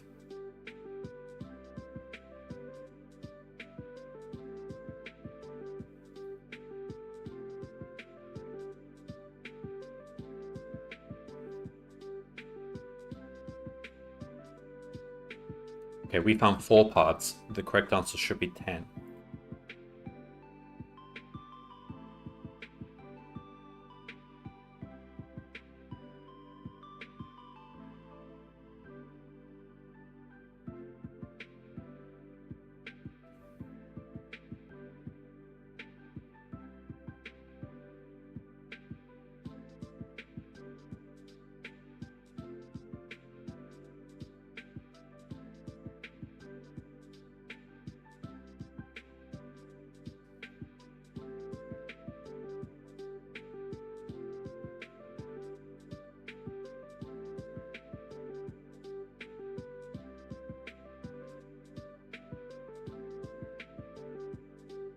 All right.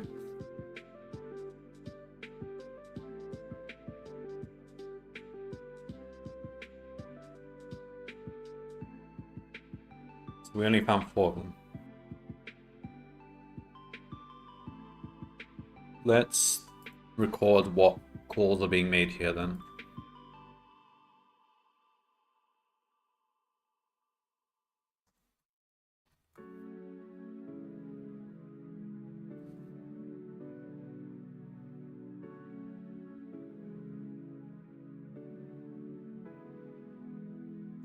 So we're doing start to end, we're doing A to end, we're doing end to end. That's valid because you can go start to A to end. That's one path. We're doing B to end, we're doing end to end. Yeah, so start to A to end, start to B to end. Those are both valid paths. And then there's also D.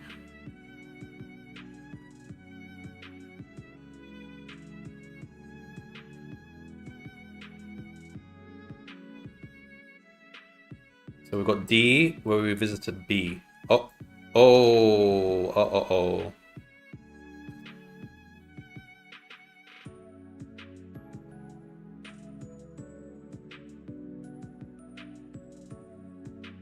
Wait, visited. Oh, no. Okay, no, that's right.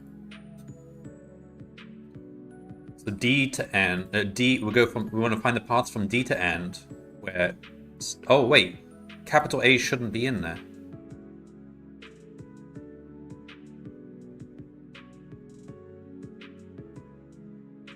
It's uppercase. Why is capital A in there? There's the problem. So I said neighbor is lower, then we don't add that new neighbor, right?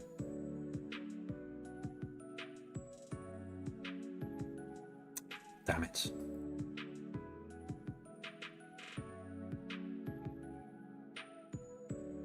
How could an uppercase thing ever end up in here?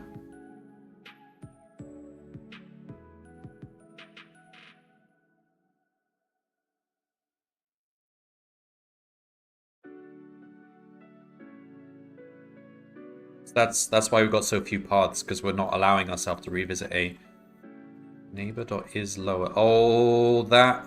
Why didn't the IDE warn me of this? That's a meaningless. That has no side effect. It's supposed to be that, right? That's just calling the method. I thought the IDE normally warns you when you do that. There we go. I just didn't have the brackets. That's a method, but I just called the method like that, which does nothing and has no side effect. I thought the IDE would pick up on that because it's a method with no side effects, so whatever. Okay, 10 is correct. Right, go back to the big example. 3, 4, 6, 3.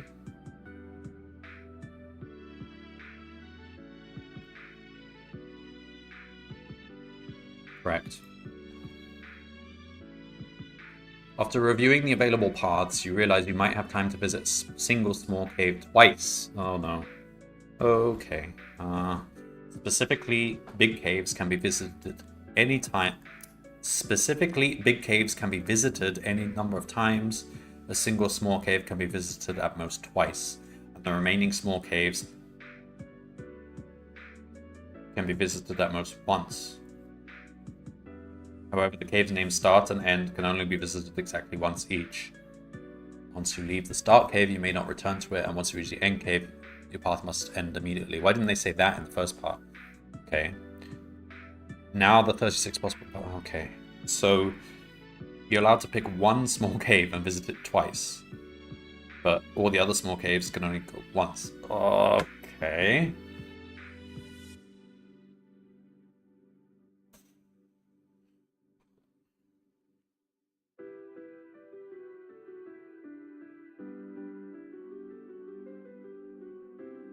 Shouldn't be too much more complicated, but we're gonna need a... Okay, so get rid of this. So that...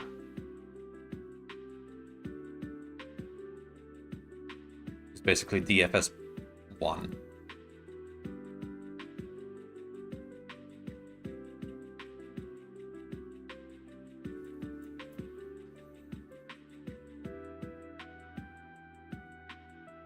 Now what do we do? I guess we want to keep a count.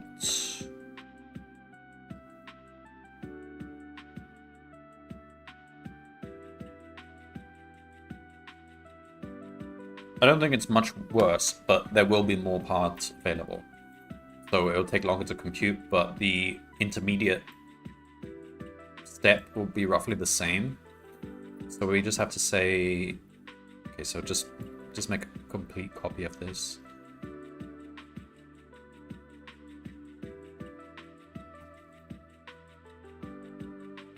So we no longer want to use a hash set.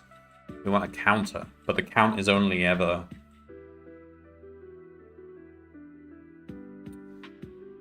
one or two.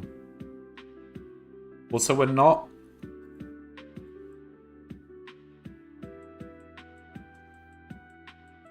memwising, but so far it's been fine.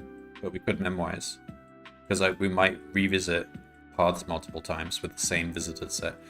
If it takes too long to compute, then we can memwise, but for now it seems to be fine. So if visited is none, then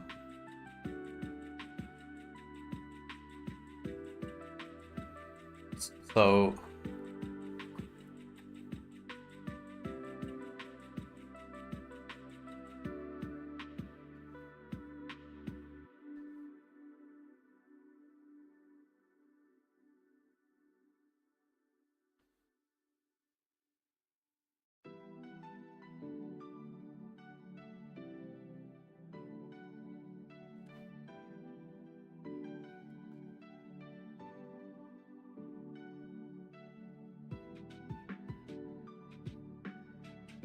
Right, visited shouldn't... Don't bother putting start in visited. Here, if neighbor in visited...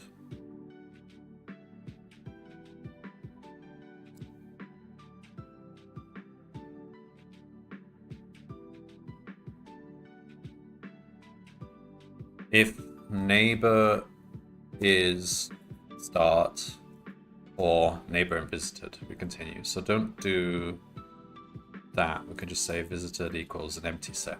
All right.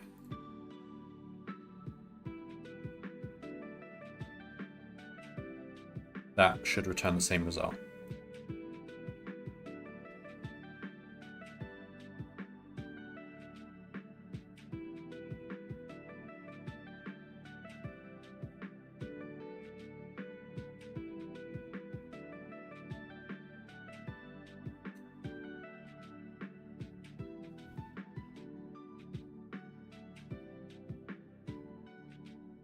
What happened there? Oh, because and now we need to oh, I'm typing into... Alright, just hide this for now. We're focusing fixing the FS1. Alright. If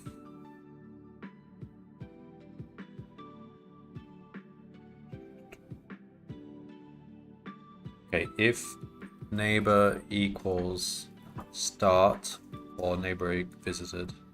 All right.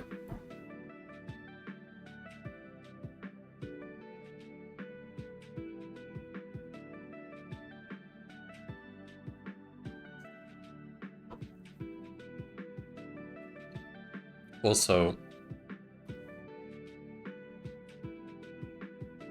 if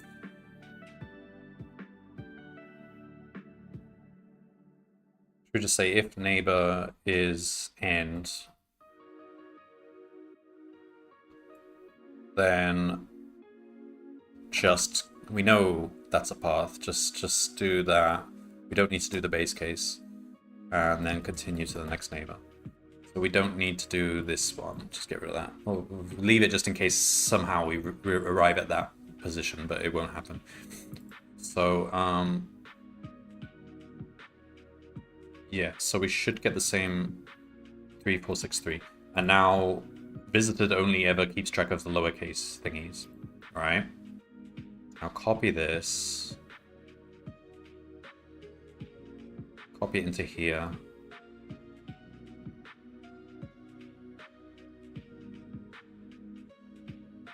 So now, this time, we don't want...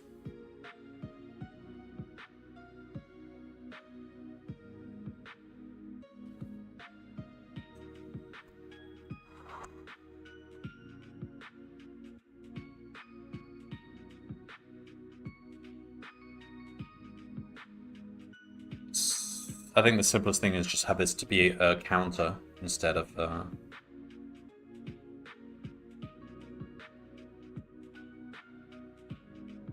Yeah, we can use a proper counter.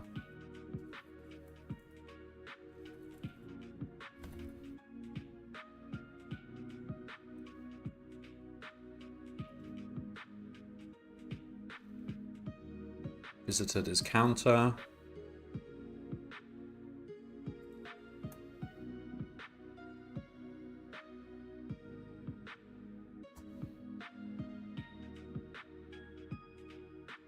All right, so same process as before. Result is of neighbor and subhead. So if it's start or if it's visited, now this is the catch. So we look at the counter, and if we see any 2s,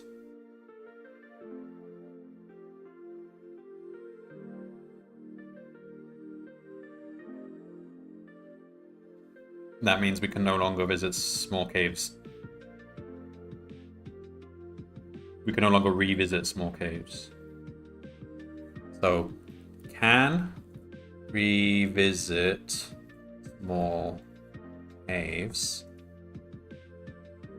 equals 2 not in visited dot values. If there's a 2 in there, that means one small cave has been visited twice. We're not allowed to do it again. So here, if it's start or neighbor is invisited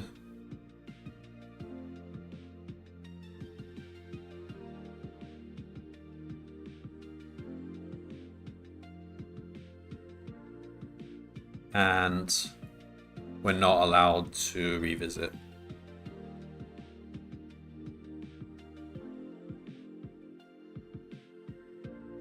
Then we skip.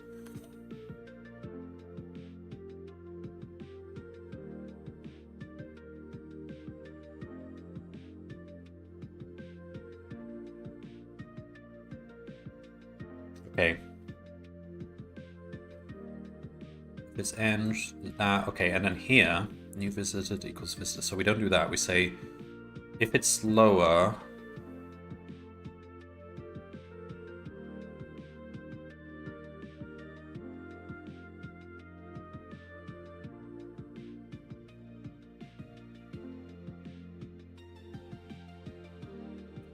if you union a counter with, I don't know how counters work. Can you add them together? Let me Google this. Just with the plus symbol? Or do you union them?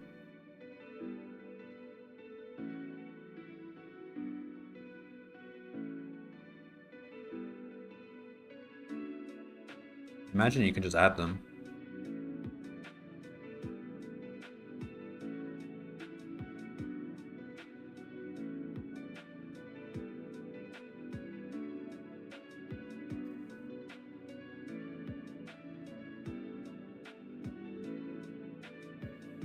Just go to the documentation for counter.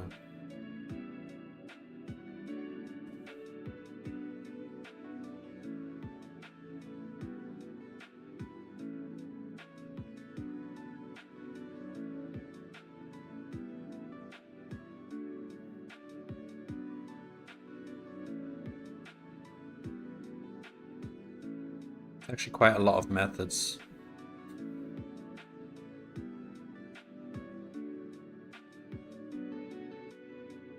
Yes, you can add them just using the plus symbol.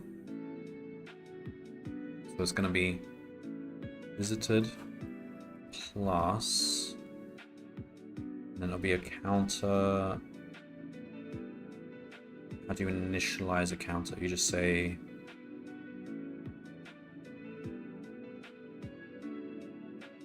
neighbor equals 1.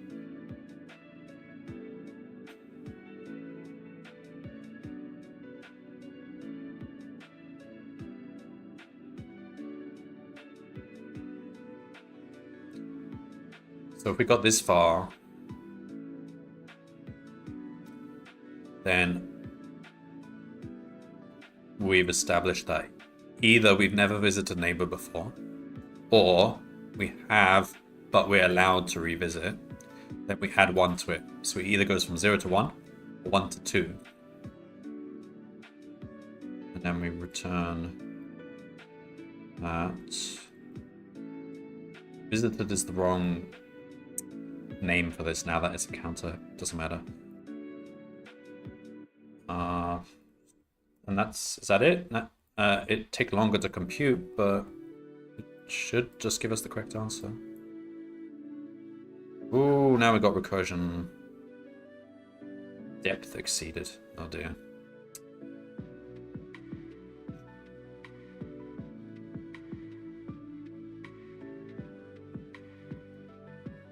So we can increase the recursion limit to maybe 10,000 or something, but we shouldn't go any further than that. I think we want to memorize. Let's see if we can just get away with. So once I set it too high and I crashed my entire computer, which also ended the stream. But let's just go with 10,000.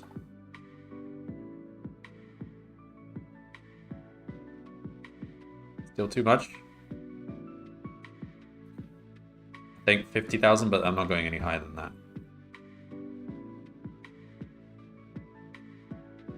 It's too much. Okay, fine. Fine. We'll leave that recursion limit, but we probably want to...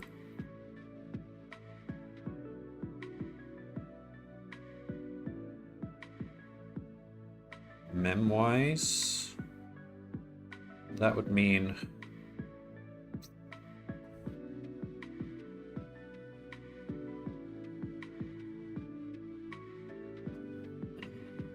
Okay.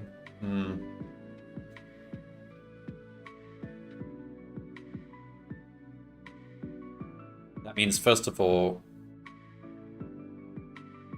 we need to...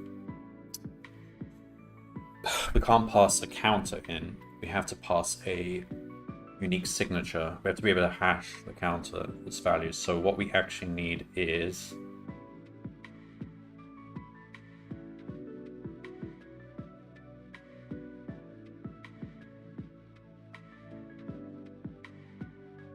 a tuple of values.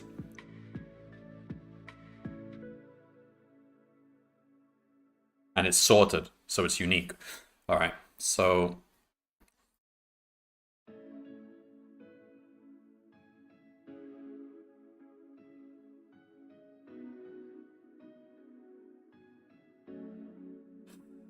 Okay, so...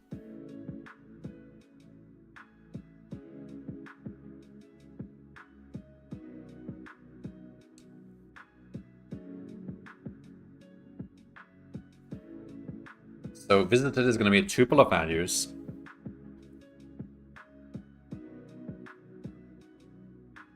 And we just pack that into that, and it should be able to unpack them. So we get a counter. If it says, like, we visited this, and maybe one of them is is duplicated, then it will give 1, 1, 2, 1, 1. So it'll count. So we're giving it as a tuple because that's hashable.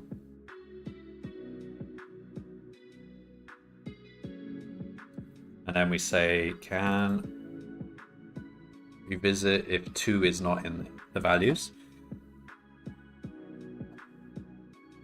And then here...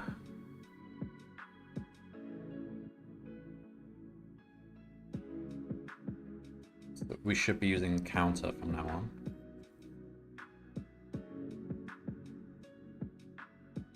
Now here's the tricky bit. So we say...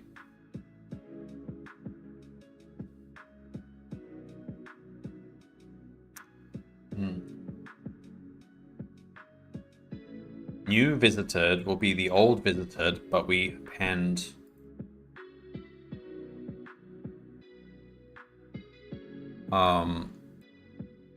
just the tuple with neighbor in it, so that's a 1 tuple. If it's lower, otherwise it's visited.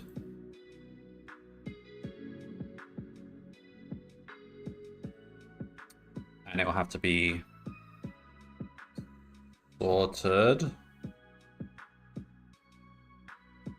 That it's sorted into the correct place, otherwise it's not hashable. And then sorted, and that has to be a cluster of tuple.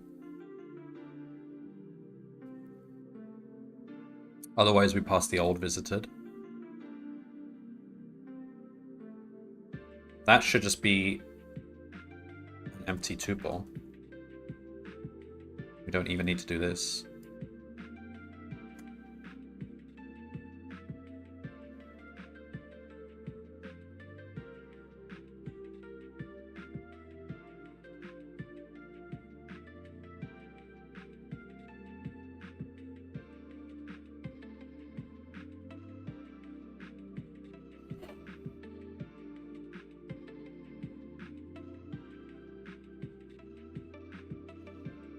We don't even really need to make this counter. We can just check if something appears twice. That is...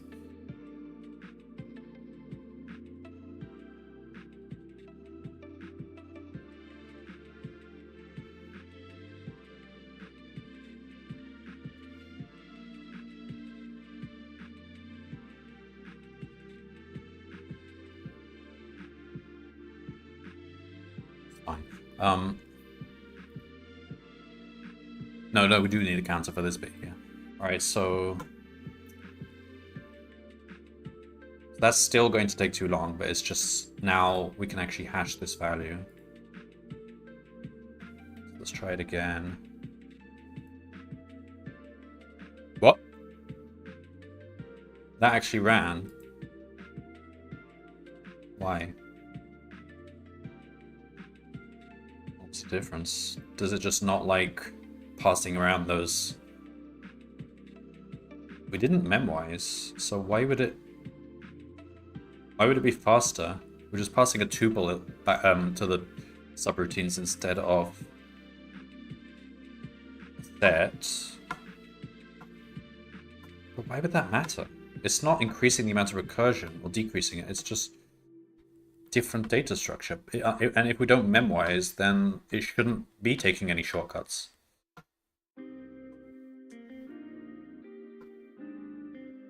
Let's see if it's correct.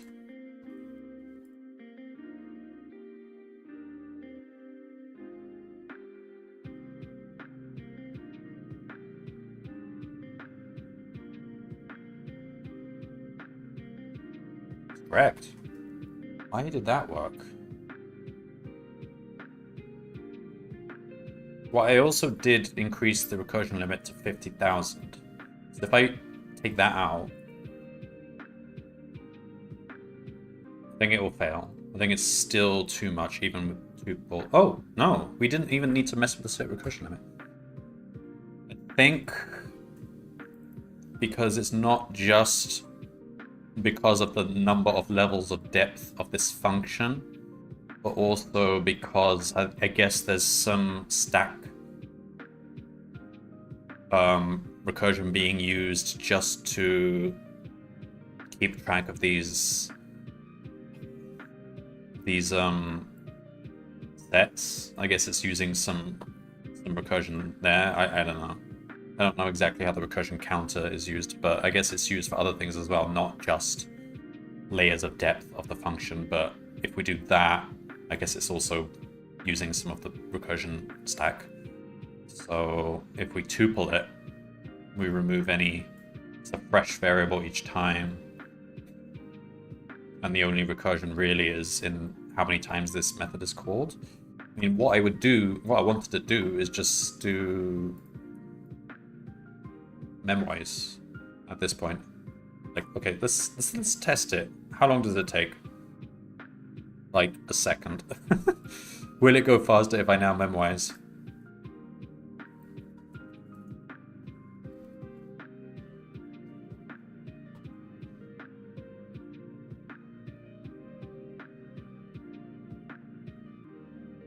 So we just put that decorator basically.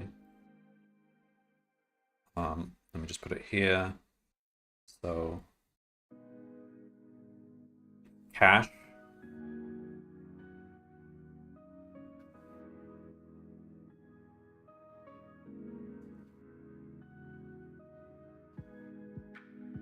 So we use a least recently used cache, basically memorizing. Doesn't like it.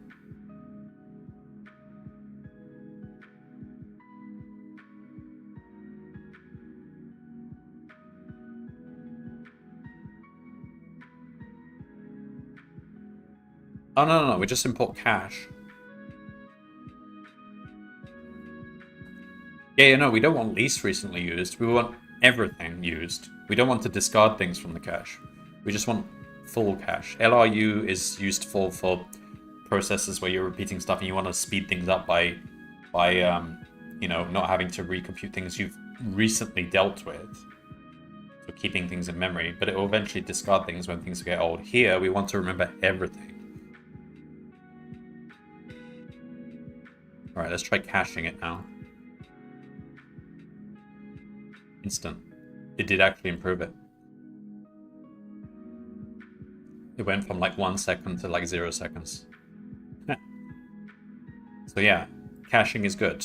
I mean, 1 second to 0 second, that's a big increase, so... it turns out we didn't actually need caching. Yeah, it was fast enough, but in other languages it might not be the case, I don't know. So maybe some people had to use caching.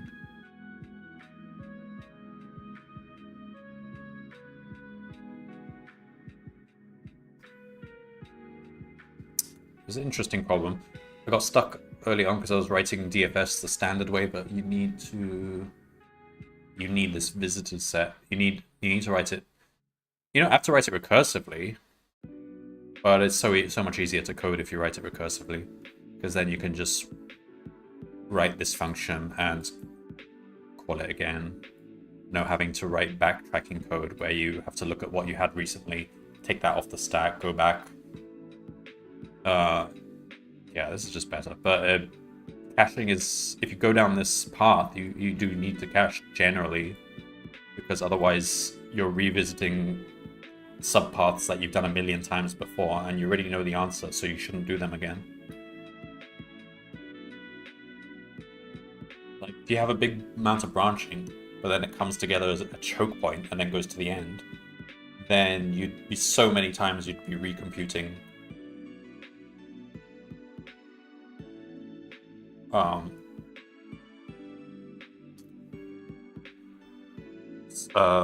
subpaths. Alright, that's a good problem. Tough one. I think this will probably be one of the harder ones out of these first 12. Well, we can check.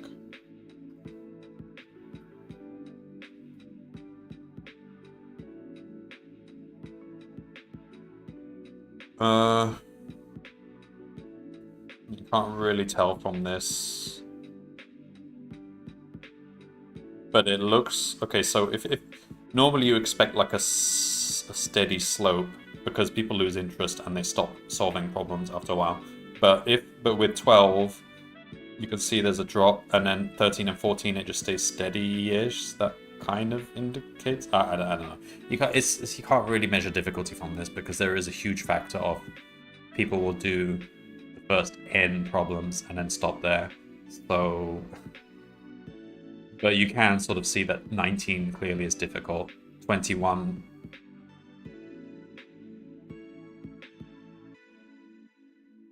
Looks difficult, but more people attempted it. I don't know. Maybe it was a nice problem.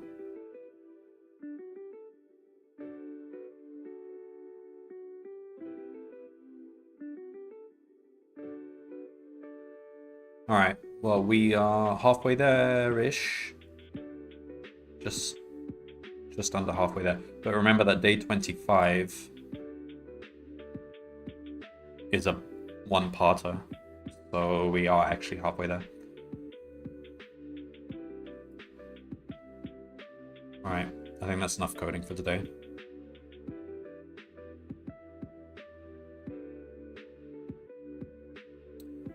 I need to go get dinner, and maybe I'll do more tomorrow, but eventually it'll reach the point where I could only manage one problem one stream, because there have been problems in the past where it took me like 6 hours, 7 hours to solve one problem. Although that's becoming less frequent, and I don't think it's a case of me getting better at them. I mean, I probably am getting better at them, but I think he genuinely has been making them easier over the years. Like, 2019 was the crazy year of Intcode, which a lot of people struggled with. Like, that looks really rocky.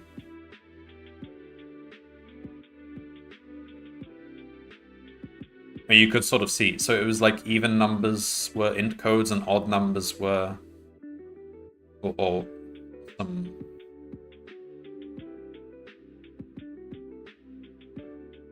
Yeah, even numbers were int codes, and odd numbers were general problems. So people who couldn't solve the int code problems wouldn't really probably do any of the remaining int code problems. So all the even numbers.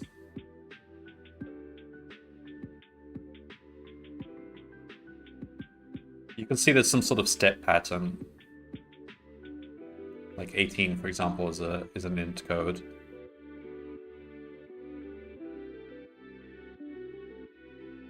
But yeah, that was the infamous year of the int code. That never really happened again, even though he did introduce int code. For those that don't know what int code means, basically it's Eric, the guy who makes this, is really into assembly code, assembly language type puzzles.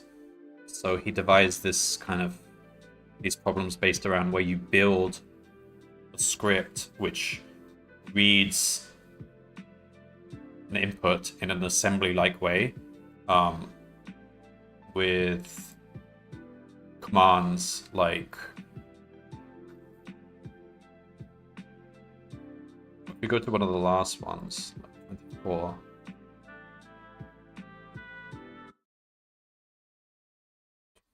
I don't know. These are not encode problems. Was it the odd ones? Or maybe it wasn't every... Am I thinking of a completely different year? I don't know. Maybe I'm thinking of a different year. Maybe it wasn't 2019. Either way, encode is like you write an assembly code program and then you have to run it. And basically your program is simulating like a kind of Turing machine. It's simulating a computer and how it would behave if it had this input and what output it would receive. And then it gets more complex because you can have parallel programming. So you can have different processes each doing their steps, but then they hang if they don't have the input they need and they're waiting for some other computer to give their input. So you have to simulate concurrency between different machines, but in the correct way.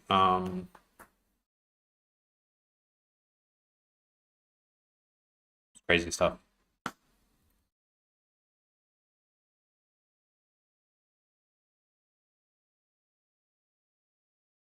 All right, we're almost there.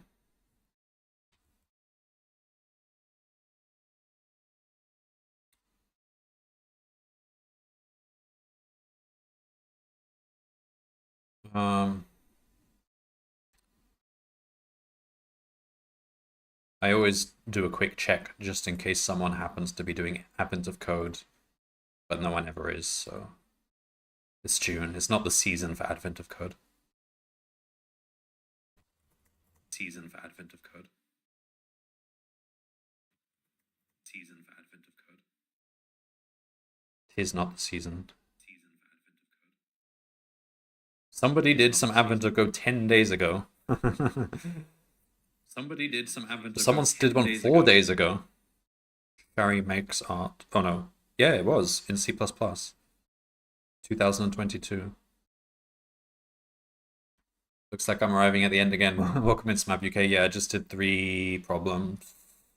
I just finished with a recursive depth first search through a graph.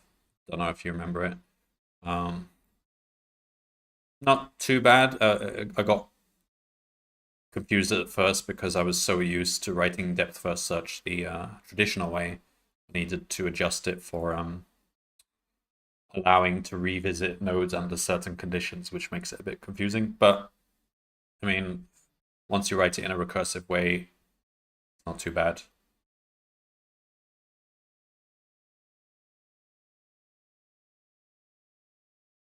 All right, that's it. See you next time. I might do another one tomorrow. We'll see.